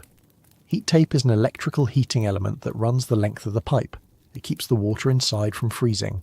This system requires electricity, either from solar panels, a generator, or a wind turbine. If the power fails, the system freezes. Once frozen, it can take days to thaw. In some cases, the pipes burst. The system must be rebuilt. Because of this risk, many residents do not rely solely on wells. They maintain backup methods. One common method is hauling water. Water is transported from a source to the cabin in containers. In winter, this source is usually a heated community facility, a school, a fire station, a small store. These facilities have pressurized water systems. They allow residents to fill containers. The water is already liquid, no melting required. The resident loads empty containers into a vehicle, drives to the facility, fills the containers, drives back, unloads them into the cabin. The containers are typically 5-gallon jugs, heavy when full, awkward to carry. A family of 2 or 3 people will use approximately 5 to 10 gallons of water per day. This includes drinking, cooking, and minimal washing. More if bathing or laundry is done. 10 gallons weighs 83 pounds. Transporting this amount daily is physically demanding. The work is compounded by cold, the distance, the limited daylight. Some residents reduce water consumption to minimize hauling. Dishes are washed less frequently. Bathing is reduced to sponge baths. Laundry is done only when necessary. Another method is melting snow. Snow is abundant. It covers the ground from October through April. It seems like an unlimited resource. But snow is not dense. Fresh snow is mostly air. It takes approximately 10 to 15 inches of snow to produce 1 inch of water. Melting. Enough snow to meet daily needs requires processing large volumes. The process is simple but slow. Snow is collected in buckets. The buckets are brought inside. The snow is placed in a large pot on the stove. The heat from the stove melts the snow. The water is poured into storage containers. The process repeats. Melting snow consumes fuel. The stove must burn hotter and longer to melt sufficient quantities. This increases firewood consumption. More wood must be cut, split, and hauled. The water produced from snow is also very soft. It lacks minerals. It can taste flat. Some residents add a pinch of salt to improve the taste. Melting ice from a river or lake is more efficient than melting snow. Ice is denser. A 5-gallon bucket of ice yields approximately 4 gallons of water. The same volume of snow yields less than 1 gallon. To harvest ice, the resident travels to a frozen river or lake. They use an ice auger or chainsaw to cut blocks of ice. The blocks are loaded onto a sled. The sled is pulled back to the cabin. The ice is stored outside. It does not need to be kept frozen. It already is frozen. When water is needed, a block is brought inside and placed in a large tub. The warmth of the cabin melts the ice over several hours. This method is labour-intensive. The ice is heavy. The travel to the river can be hazardous. The ice surface may be unstable. There is always a risk of breaking through into the water below. Some residents drill a hole through the lake ice and lower a bucket to draw liquid water from beneath. Lakes do not freeze solid. Several feet of liquid water remain beneath the ice. This water can be collected directly, but the hole freezes quickly. It must be re-drilled each time, and the water drawn from beneath the ice is very cold. Near freezing, it must be warmed before use. All of these methods require time and effort. Water is not convenient. It is a daily task, a constant consideration. The resident learns to conserve. Water used for cooking pasta is saved. It is used to wash dishes. Dishwater is used to water plants or clean floors. Nothing is wasted. Drinking water is stored in covered containers. 5-gallon buckets with lids. Large glass jars. The containers are kept near the stove. The warmth prevents freezing. It also keeps the water at a drinkable temperature. In extreme cold, even water inside the cabin can freeze if it is too far from the heat source. Containers placed near windows or exterior walls may develop a layer of ice overnight. Humidity inside the cabin is also a factor. Cooking, breathing and washing release moisture into the air. In an airtight cabin, this moisture can accumulate. It condenses on cold surfaces. Windows, walls, doors. A pot of water kept on the stove helps regulate humidity. It evaporates slowly. The moisture is absorbed into the air. This prevents the air from becoming too dry. Dry air is uncomfortable. It irritates the throat and sinuses, makes breathing difficult during sleep. But too much humidity is also a problem. Excess moisture condenses and freezes. Ice forms on windows, on walls, inside the roof structure. This ice can cause damage. The balance must be maintained. Enough humidity for comfort. Not so much that condensation becomes a problem. Water in winter is a paradox. It is everywhere. The entire landscape is frozen water, but accessing it requires significant effort. The resident develops routines. Water is hauled on certain days. Snow is melted when the stove is burning hot for other reasons. Ice is collected when travelling near the river for other purposes. These routines become automatic. They are built into the rhythm of winter life, like tending the fire, like bringing in firewood. Water is simply another task, essential, non-negotiable. And at night, when the work is done, when the containers are full, there is a small satisfaction. The water is secured. Tomorrow's needs are met. One less thing to worry about in the darkness. The water sits near the stove, gently warmed, ready for morning coffee, for washing, for the next day's needs. It is a small thing. But in the context of off-grid winter living, small things matter. Each task completed is a step toward security, toward warmth, toward another night of safe sleep. The water is there, the fire is banked, the cabin is sealed, everything is in place, the night can proceed, the human body operates on a rhythm, a biological clock that regulates sleep and wakefulness. This clock is called the circadian rhythm. The circadian rhythm is controlled by the suprachiasmatic nucleus, a small region in the brain. It responds to light, specifically to the blue wavelengths present in morning sunlight. When light enters the eye, it signals the brain that day has begun. The production of melatonin, a hormone that promotes sleep, is suppressed. The body becomes alert, wakeful. As evening approaches and light fades, melatonin production increases. The body prepares for sleep. This cycle repeats every 24 hours. The system relies on external cues. The most important cue is sunlight. Without it, the circadian rhythm begins to drift. In the Alaskan interior during winter, sunlight is minimal. In the deepest part of winter, the sun may not rise at all. In areas slightly south of the Arctic Circle, the sun rises briefly but provides little light. It skims the horizon. The angle is too low to produce meaningful illumination or warmth. This absence of light disrupts the circadian rhythm. The body does not receive the signal to wake. Melatonin production is not suppressed in the morning. Alertness does not increase. The result is a condition known as circadian phase delay. The body's internal clock shifts later. Residents feel alert late into the night. They struggle to wake in the morning. This delay can be several hours. Studies of people living in polar regions show delays of up to 4 hours compared to summer schedules. Someone who would normally fall asleep at 10 p.m. may not feel tired until 2 a.m. Someone who would wake at 7 a.m. may struggle to wake before 11. This creates a conflict. The demands of survival require activity during limited daylight hours. Firewood must be processed, water must be hauled, maintenance tasks must be completed, but the body resists waking. It wants to sleep longer. Over time, this conflict leads to what is sometimes called polar insomnia.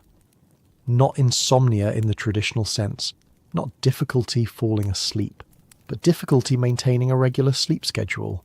The body's rhythm becomes desynchronized from the external demands of life. To combat this, residents use artificial light, specifically light therapy. Light therapy involves exposure to high-intensity light in the morning. The light mimics sunlight. It provides the signal the brain needs to reset the circadian clock. A light therapy box produces light at an intensity of 10,000 lux. This is much brighter than typical indoor lighting, which is usually around 500 lux. The high intensity compensates for the short exposure time. The resident sits in front of the light box for 30 minutes to an hour each morning. The light enters the eyes, the brain responds. Melatonin production is suppressed. The circadian rhythm shifts earlier. The timing of the exposure is critical.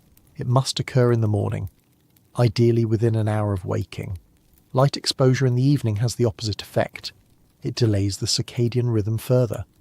Some residents use a variation called skeleton photoperiod. This involves 2 one-hour pulses of bright light, one in the morning, one in the evening. The pulses are separated by several hours of dimmer light. This pattern creates an artificial day length. The brain interprets the 2 light pulses as dawn and dusk. The hours between are treated as daytime. The hours of darkness between the evening pulse and the morning pulse are treated as night. Research has shown that skeleton photoperiod can be effective in maintaining circadian rhythm in environments without natural light cycles. It provides the minimum structure needed to keep the internal clock aligned. Not all residents use light therapy. Some adapt to the shifted schedule. They sleep later, they wake later. They adjust their daily tasks to fit the rhythm their body naturally adopts. This approach works if the resident has flexibility, if they do not need to coordinate with others on a schedule, if their survival tasks can be done at any time of day. But for those who must maintain a more conventional schedule, light therapy is often necessary. It is the only way to force the body to align with external demands. The lack of light also affects mood. Sunlight triggers the production of serotonin. Serotonin is a neurotransmitter associated with mood regulation. Low serotonin levels are linked to depression. In winter, when sunlight is absent, serotonin production decreases. Many residents report feeling low, unmotivated, sad without clear reason. This is distinct from clinical depression. It is a response to environmental conditions. It is often referred to as seasonal affective disorder. The acronym is SAD. The symptoms are real: fatigue, difficulty concentrating, cravings for carbohydrates, social withdrawal. For some, the symptoms are mild. For others, they are debilitating. Light therapy also helps with SAD. The bright light in the morning increases serotonin production. Mood improves, energy levels rise, the symptoms diminish. Some residents also take vitamin D supplements. Vitamin D is synthesized by the skin in response to UV radiation. In winter, the sun is too low to trigger this synthesis. Levels drop. Low vitamin D is associated with fatigue and mood disturbances. Supplementation can help. It does not replace sunlight, but it addresses one aspect of the deficiency. Diet also plays a role. Foods rich in omega-3 fatty acids support brain function. Salmon, walnuts, flax seeds. These foods are often emphasized in winter diets. The body also craves more calories in winter. This is not imagination. The cold increases metabolic demand. More energy is required to maintain body temperature. Appetite increases. Residents often report intense cravings for dense, high-calorie foods, fats, proteins, starches. These cravings are the body's attempt to meet increased energy needs. Eating more in winter is not indulgence. It is adaptation. The body knows what it needs, but the combination of low light, disrupted circadian rhythm, and increased caloric needs creates a challenge. The resident must consciously manage their internal state. They cannot rely on natural cycles to regulate sleep and wakefulness. They must use artificial cues, light therapy, strict routines, regular meal times, consistent sleep and wake times. These become anchors. They provide the structure the environment does not. Without this structure, the days blur together. Sleep happens at random times. Wakefulness occurs when it is least useful. The resident becomes disconnected from the demands of survival. With structure, a rhythm emerges, not the natural rhythm of sunlight, but a created rhythm. One maintained through discipline and tools. The body adapts. It learns to respond to the artificial light, to the routine, to the predictability. Sleep improves, mood stabilizes, energy becomes more consistent. It is not the same as living in a place with natural light cycles. The absence of sun is felt, but it becomes manageable. The light box glows in the morning. The resident sits before it, coffee in hand, eyes open, letting the light do its work. Outside, the darkness continues, but inside the day has begun. The circadian rhythm resets, the body prepares. Another day in the long winter. The struggle with light is not won, but it is managed. Day by day, morning by morning, and when night comes, the body is ready. The structure is held, sleep arrives on schedule. The light box is turned off. The cabin dims, the loft waits. The rhythm, fragile but functional, continues. The body in extreme cold is a furnace. It burns fuel constantly, not just during activity, but at rest, even during sleep. Maintaining core temperature at 98.6 degrees Fahrenheit when the surrounding air is 60 below requires energy. Enormous amounts of energy. This energy comes from food. In temperate climates, the average adult requires approximately 2,000 calories per day. This accounts for basic metabolic function and moderate activity. In the Alaskan interior during winter, caloric needs can double. 3,000 calories, sometimes 4,000. The exact amount depends on body size, activity level, and the amount of time spent outside. This is not a minor increase. It is a fundamental shift in how the body operates. The resident must eat substantially more than they would in a warmer climate. The composition of the diet also changes. Not just the quantity. The types of foods consumed. Fat becomes essential. Fat provides 9 calories per gram. This is more than twice the energy density of carbohydrates or protein, which provide 4 calories per gram. Traditional Arctic diets were extraordinarily high in fat. Seal blubber, whale meat, salmon, caribou. These foods provided the concentrated energy needed to survive in extreme cold. Modern off-grid residents continue this pattern. Butter, cooking oils, fatty cuts of meat, nuts, cheese. These foods appear in nearly every meal. The body metabolizes fat differently in cold environments. Fat is broken down into ketones. Ketones can be used directly by the brain and muscles for energy. The metabolic pathway is efficient. It produces heat as a byproduct. This thermogenic effect is beneficial. The energy released as heat contributes directly to maintaining body temperature. Less fuel is wasted. Protein is also important. Protein provides the building blocks for muscle repair and immune function. Cold stress increases the body's protein requirements. Meat is the primary protein source. Moose, caribou, fish, chicken, beef. The specific type matters less than the availability. Meat is stored frozen outside, the natural freezer of winter. Large game animals are often harvested in fall. A single moose can provide several 100 pounds of meat. This meat sustains a family through the winter. It is a significant source of calories and nutrition. Carbohydrates provide quick energy. They are digested rapidly. Blood sugar rises. The body feels energized. This is useful during periods of intense physical activity, splitting wood, hauling water, shoveling snow. But carbohydrates alone are insufficient. They do not provide the sustained energy needed for long-term cold exposure. They must be combined with fats and proteins.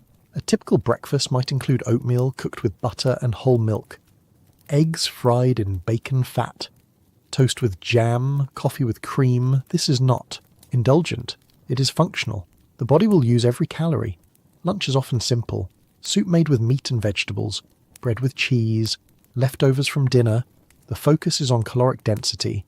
on foods that are easy to prepare and consume quickly. Dinner is the largest meal. Stew, roasted meat, potatoes, root vegetables. These foods are hearty. They provide bulk and warmth. They satisfy the deep hunger that comes from a day of physical labour in the cold. Snacking is common. Nuts, dried fruit, jerky, cheese. Small amounts of food consumed throughout the day help maintain energy levels. They prevent the blood sugar crashes that lead to fatigue. Hydration is also critical. In cold, dry air, the body loses moisture rapidly. Breathing alone removes significant water. Exhalation produces visible vapour. That vapour is moisture leaving the body. Residents drink water throughout the day. Hot tea, coffee, soup. The warmth is comforting, but the primary purpose is hydration. Dehydration in cold environments is insidious. Thirst response is blunted. The body does not signal the need for water as effectively as it does in heat. By the time thirst is felt, dehydration is already significant. Signs of dehydration include fatigue, headache, and difficulty concentrating. These symptoms are often attributed to other causes: the cold, lack of sleep, overwork. But the root cause is often insufficient fluid intake. Maintaining hydration supports all bodily functions. It keeps blood flowing efficiently. It supports kidney function. It helps regulate body temperature. Vitamin D supplementation becomes necessary in winter. The sun's angle is too low to stimulate vitamin D synthesis in the skin. Even on clear days, UV radiation is insufficient. Vitamin D deficiency manifests as fatigue, bone pain, and weakened immune function. Supplementation is simple, a single daily capsule, but the effect is significant. Some residents also supplement with vitamin C. Fresh fruits and vegetables are scarce in winter. Stored produce loses nutritional value over time. Vitamin C supports immune function. It helps the body resist infections. Fish oil is another common supplement. It provides omega-3 fatty acids. These fats support brain function. They reduce inflammation. They may help mitigate symptoms of seasonal affective disorder. The diet of the off-grid resident is not gourmet. It is not varied. Fresh produce is rare. Meals are repetitive. The same ingredients appear again and again. But the food is fuel. It is approached with this understanding. The goal is not pleasure. Though pleasure can be found, the goal is function. To provide the energy the body demands. Cravings in winter are intense. The body knows what it needs. A craving for fatty foods is not a weakness. It is a signal. The body is requesting concentrated energy. These cravings should be honoured. Ignoring them leads to fatigue, to difficulty maintaining body temperature, to a general decline in function. The resident learns to listen to their body, to distinguish between psychological cravings and physiological needs. In winter, the two often align. Food preparation is done on the wood stove. Most off-grid cabins do not have electric or gas ranges. The stovetop serves as the cooking surface. This limits cooking methods: boiling, frying, simmering. Baking is possible in some stoves with oven compartments, but it requires careful temperature management. The simplicity is not a limitation. It is a return to older methods that require attention and skill. The resident learns to judge temperature by the heat radiating from the stove, to know when water is about to boil by the sound, to time cooking by observation rather than timers. Meals are often one-pot affairs: stew, chili, soup, everything cooked together in a single large pot. This minimises cleanup. It also conserves heat. The pot sits on the stove for hours, the contents stay warm, leftovers are stored outside, the cold is a natural refrigerator. Food does not spoil, it freezes. When needed, it is brought inside and reheated. This system is efficient. It uses the environment as a tool. It minimises waste. It simplifies logistics. Eating becomes a ritual, a pause in the day's labour, a time to sit, to warm the hands on a hot mug, to refuel the body. There is satisfaction in this. The food is simple, but it is earned. Every meal represents effort. Wood was cut to heat the stove. Water was hauled to cook the food. The meat was hunted or purchased with money earned through work. Nothing is taken for granted. Nothing is wasted. And at night, After the last meal, the body is fueled, ready for sleep. The calories consumed during the day will sustain metabolic function through the night. They will keep the internal furnace burning. The resident climbs to the loft. Their stomach is full. Their body is warm from the inside. The fire in the stove provides external warmth. The fat and protein in their system provides internal warmth. Both are necessary. Together they make sleep possible. The body settles. The metabolism slows but continues. Heat is generated. Temperature is maintained. The night passes. And in the morning, hunger returns.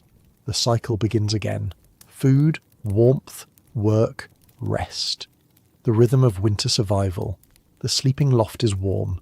Warmer than the main floor. But it is not enough. Even in a well-heated cabin, the air temperature in the loft may be only 70 degrees. This is comfortable for someone who is active, moving, generating body heat through muscle activity.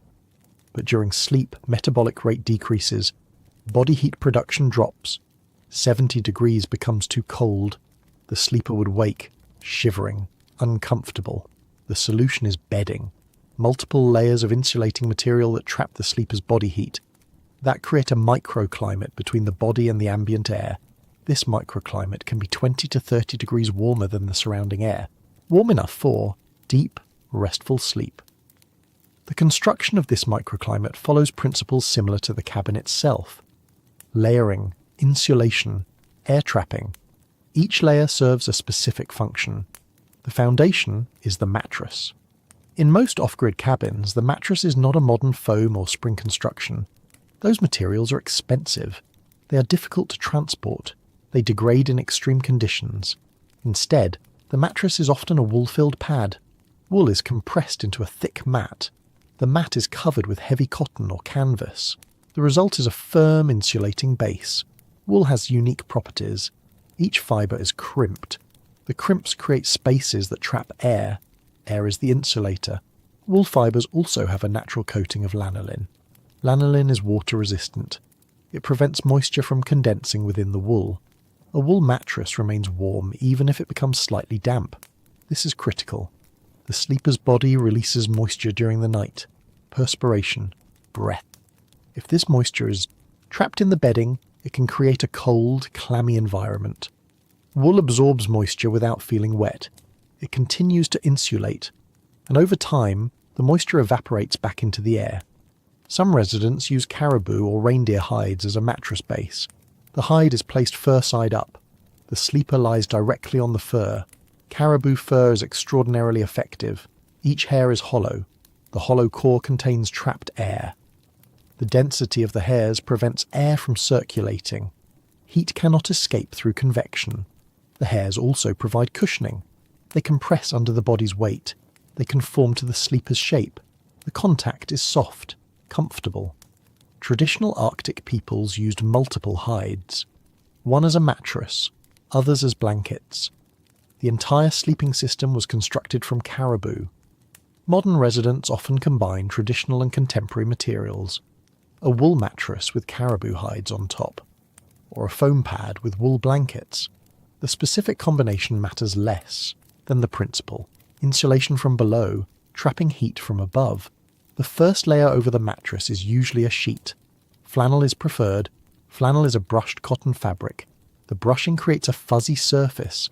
The fuzz traps tiny pockets of air against the skin. This layer is not primarily for insulation. It is for comfort. Smooth cotton or linen feels cold to the touch. Flannel feels warm. The psychological effect is significant. Warm bedding is inviting. It encourages rest. Over the sheet the thermal layers begin. The first is typically a wool blanket. Wool blankets used in off-grid cabins are heavy, 3 to 5 pounds, sometimes more. The weight is important. A heavy blanket conforms to the body. It eliminates air gaps. Air gaps allow heat to escape. The blanket must be in contact with the body to be effective. Wool is chosen for the same reasons it is used in the mattress. It insulates even when damp. It is durable. It does not degrade quickly. Some wool blankets are woven tightly. Others have a looser weave. The loose weave traps more air. It provides more loft, but it is also more fragile. Residents often have several wool blankets. They add or remove them depending on the temperature. On the coldest nights, 3 or 4 blankets may be layered. The final layer is usually a down comforter. Down is the soft, fluffy undercoating of waterfowl, geese, ducks. It is the most efficient natural insulator. Down fibres branch and interlock. They create millions of tiny air pockets. These pockets prevent air circulation. Heat is trapped. The efficiency of down is measured by fill power. Fill power indicates how much space 1 ounce of down occupies. Higher fill power means more loft. More loft means better insulation. A down comforter for extreme cold typically has a fill power of 600 or higher.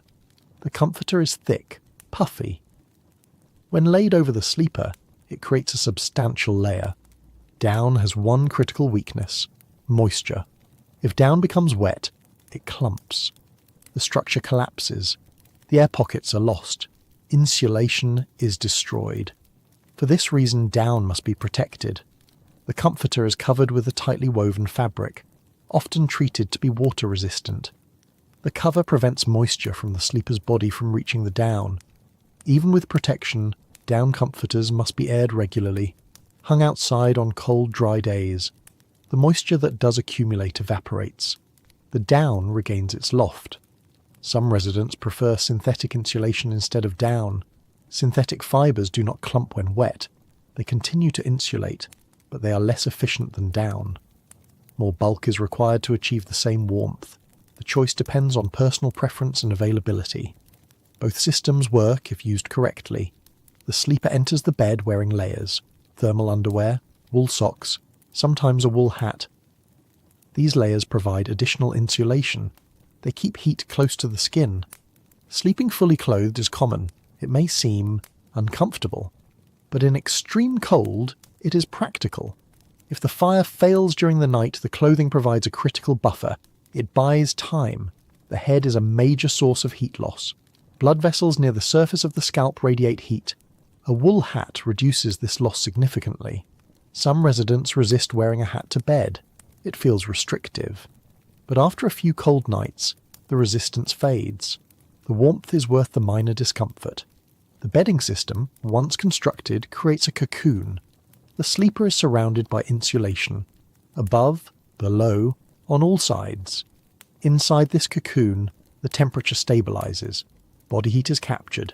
It has nowhere to go. The space warms to a comfortable level. The warmth is gradual. It takes 10 to 15 minutes after entering the bed for the full effect to develop. The body warms the air in the layers. The air warms the bedding. The bedding reflects the warmth back to the body. This feedback loop is what makes sleep possible. Without it, the body would lose heat faster than it could produce it. Sleep would be interrupted. Survival would be compromised. The architecture of bedding is not complex, but it is precise. Each layer matters. Each material is chosen for specific properties. Remove one layer, and the system is weakened. The sleeper becomes cold. Sleep is disrupted. Maintain all layers and the system is robust. The sleeper is warm, safe, protected. The bedding is more than comfort. It is survival technology, refined over generations, tested in the harshest conditions. It does its work silently. The sleeper is often unaware of the complexity beneath them. They simply feel warm, comfortable, able to rest. And that is enough. The layers hold. The warmth remains. The night continues. Sleep is possible, not despite the cold, but because the cold has been accounted for, planned for, managed through materials and design. The resident sleeps. The bedding functions. The cabin holds. All is as it should be. The caribou is built for cold. Every aspect of its biology is adapted to survive in the Arctic. The fur is the most visible of these adaptations. Caribou fur is unlike the fur of most mammals. Each individual hair is hollow, completely hollow, from base to tip. This hollow structure is not an accident. It is the result of millions of years of evolution. The hollow core serves a specific purpose. It traps air. Air, when motionless, is an excellent insulator. It has very low thermal conductivity. Heat does not pass through it easily. The challenge is keeping the air motionless. If air can circulate, it carries heat away through convection. Warm air rises, cool air sinks. The movement transfers heat from the warm body to the cold environment. The caribou's hollow hairs prevent this circulation. Each hair is a sealed chamber. The air inside cannot move. It remains trapped. It insulates the hair, and the combined effect of millions of insulated hairs creates a barrier that heat cannot easily penetrate. The density of the fur is also critical. Caribou fur is extremely dense. There are thousands of hairs per square inch. The hairs are packed so tightly that air cannot flow between them. This density creates a still layer of air at the skin surface. This layer is warmed by the caribou's body. It remains warm because it cannot escape. The outer layer of fur prevents wind from reaching the skin. The inner layer prevents the warm air from rising away. The result is a thermal barrier that allows caribou to survive in temperatures that would kill most mammals. They graze in open tundra at 40 below. They rest in snowbanks at 60 below. Their core body temperature remains stable. Humans have recognized the value of caribou fur for thousands of years. It is the best natural insulation available in the Arctic.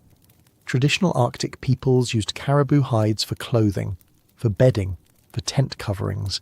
Every part of the animal was used, but the hide was especially precious. A caribou hide, properly prepared, retains all the insulating properties of the living fur. The hollow hairs remain intact. The density remains unchanged. The material functions just as it did on the animal. Preparing a hide is labour-intensive. The hide must be removed carefully. The fat and tissue must be scraped away. The hide must be stretched and dried. If done incorrectly, the hide becomes stiff, brittle, useless. When done correctly, the hide is soft, flexible. It can be sewn into garments. It can be used as a sleeping pad. It can last for years with proper care. Modern off-grid residents use caribou hides primarily for sleeping. The hide is placed on the bed, fur side up. The sleeper lies directly on the fur. The effect is immediate. The fur compresses slightly under the body's weight, but it does not flatten completely. The hollow hairs retain some structure. They continue to trap air. The sleeper's body heat is captured by this layer of air. It cannot escape downward. The hide prevents it. The warmth builds. Within minutes, the contact area is noticeably warm. This warmth is not generated by the hide. The hide has no internal heat source. The warmth comes from the sleeper's own body. The hide simply prevents it from escaping. This is passive insulation.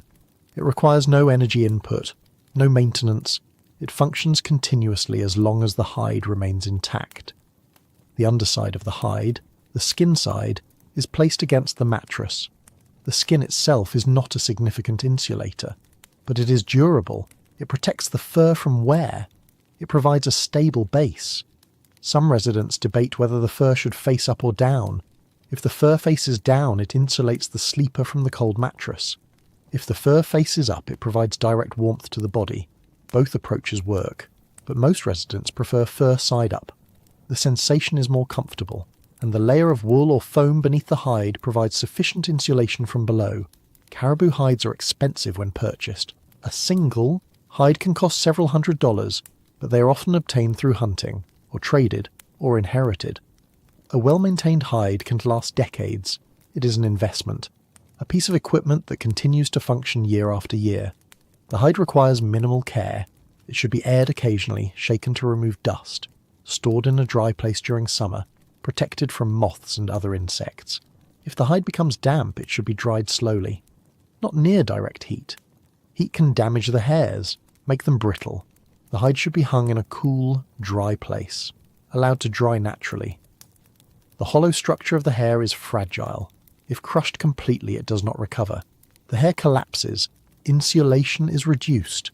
This is why the hide should not be compressed for long periods during storage. During use, the weight of the sleeper does compress the fur, but this compression is temporary.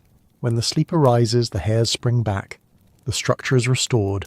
The physics of caribou. Fur is simple. Hollow hairs trap air. Dense arrangement prevents air circulation. The result is effective insulation, but simple does not mean inferior. Caribou fur outperforms most synthetic insulations. It is lighter, more compressible, more durable. Modern materials can achieve similar insulation values, but they require complex manufacturing, chemical treatments, petroleum-based inputs. Caribou fur is natural, renewable. It requires no industrial process. The caribou grows it, the hide is harvested, the fur is ready to use. This simplicity is part of its appeal. In a life defined by self-sufficiency, materials that require no external inputs are valuable. The caribou fur does its job without batteries, without fuel, without replacement parts. It simply is, and it works. The resident sleeping on a caribou hide is connected to a tradition that spans millennia. The same material that kept their ancestors warm in the sod houses now keeps them warm in log cabins. The principle has not changed. The material has not changed. Only the context has shifted. But the function remains, the warmth remains. The simple, elegant solution to the problem of sleeping in extreme cold. The caribou's adaptation has become humanity's tool. The hollow hairs continue their work, trapping air, preventing heat loss, making survival possible. The resident sleeps, the hide insulates, the physics proceeds without interruption, and in the morning, the hide is still there, still functional, ready for another night. This is the value of caribou fur, not in complexity, in reliability, in performance that does not degrade, in effectiveness that does not require explanation. The hollow hairs know their work. They have known it for millions of years, and they continue, night after night, winter after winter, silent, effective, essential. Before climbing to the loft, one final task remains: the night watch. This is not a formal requirement. There is no regulation that demands it, but most experienced off-grid residents perform some version of this ritual. The consequences of skipping it can be severe. The night watch is a safety inspection, a verification that all systems are functioning correctly, that the cabin will remain safe through the hours of sleep. It begins inside. The resident checks the stove. The firebox door is latched properly. The air intake is set to the correct position. The stovepipe temperature is within the safe range. A magnetic thermometer attached to the pipe provides this information. The reading should be between 300 and 500 degrees Fahrenheit. Below 300, creosote accumulates. Above 500, the risk of chimney fire increases. If the temperature is outside this range, adjustments are made. The air intake is opened or closed. The fire is allowed to stabilize. The temperature is checked again. The floor around the stove is inspected. No wood scraps, no paper, no flammable materials within the safety zone. Embers can fall when the door is opened. Sparks can escape. The area must be clear. The pot of water on the stove is checked. It should be at least half full. The water humidifies the air. It also serves as a thermal buffer. If the fire burns hotter than expected, the water absorbs excess heat. It prevents the stove from overheating. The carbon monoxide detector is verified. The small LED light should be blinking. This indicates the battery is functional. The sensor is active. Carbon monoxide is odorless, colourless, undetectable by human senses. It is produced whenever combustion occurs. In a properly functioning stove with adequate ventilation, carbon monoxide is vented outside through the chimney. But if the chimney is blocked, carbon monoxide can accumulate inside the cabin. It displaces oxygen. In high concentrations, it is lethal. The detector provides the only warning. The detector is tested monthly. A button is pressed. An alarm sounds. If the alarm does not sound, the battery is replaced immediately. There is no compromise on this point. Next, the resident moves to the door. They dress for the cold. Heavy coat, insulated boots, gloves, hat. The exterior inspection requires stepping outside. The door opens. Cold air rushes in. The temperature difference is shocking. 70 degrees to 60 below. 130-degree differential. The cold is a physical force. It presses against exposed skin, the face, the eyes. Moisture in the nostrils begins to freeze. Breath crystallizes and falls. The resident moves quickly. They are not outside for long, 2 minutes, perhaps 3. But even this brief exposure is dangerous without proper clothing. The first checkpoint is the air intake vent. This is a pipe that brings fresh air into the cabin. It is located low near the foundation. In deep snow, it can become blocked. Snow drifts against the cabin walls. It accumulates. If the drift covers the intake vent, fresh air cannot enter. The stove will begin to pull air from inside the cabin. This creates negative pressure. Negative pressure can cause backdrafting. Smoke that should exit through the chimney is pulled back into the cabin. The interior fills with smoke. Carbon monoxide levels rise. The resident clears any snow from around the intake vent. Used as a gloved hand, a small shovel if necessary. The vent must remain open. Next, the chimney is inspected. The resident walks around the cabin to get a clear view of the chimney cap. They carry a flashlight. The beam is directed upward.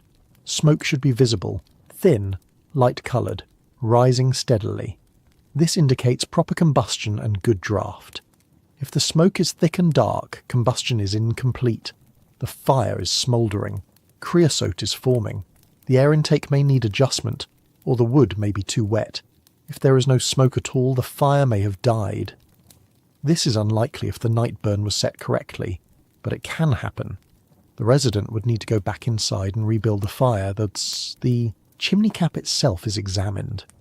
In extreme cold, moisture in the smoke can freeze on the metal cap. This creates a build-up of ice mixed with soot, a black, crusty substance.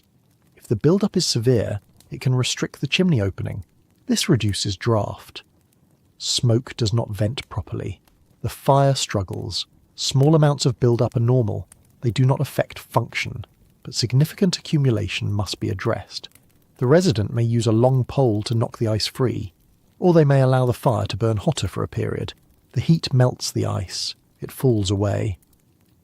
The exterior walls are checked for frost. In a well-insulated cabin, the exterior walls should be cold, nearly the same temperature as the outside air. This indicates that heat is not escaping through the walls. If the walls are warm to the touch, insulation has failed. Heat is leaking. Fuel is being wasted. The cabin will be difficult to keep warm. Frost on the interior walls is also a concern. It indicates that moisture is condensing and freezing.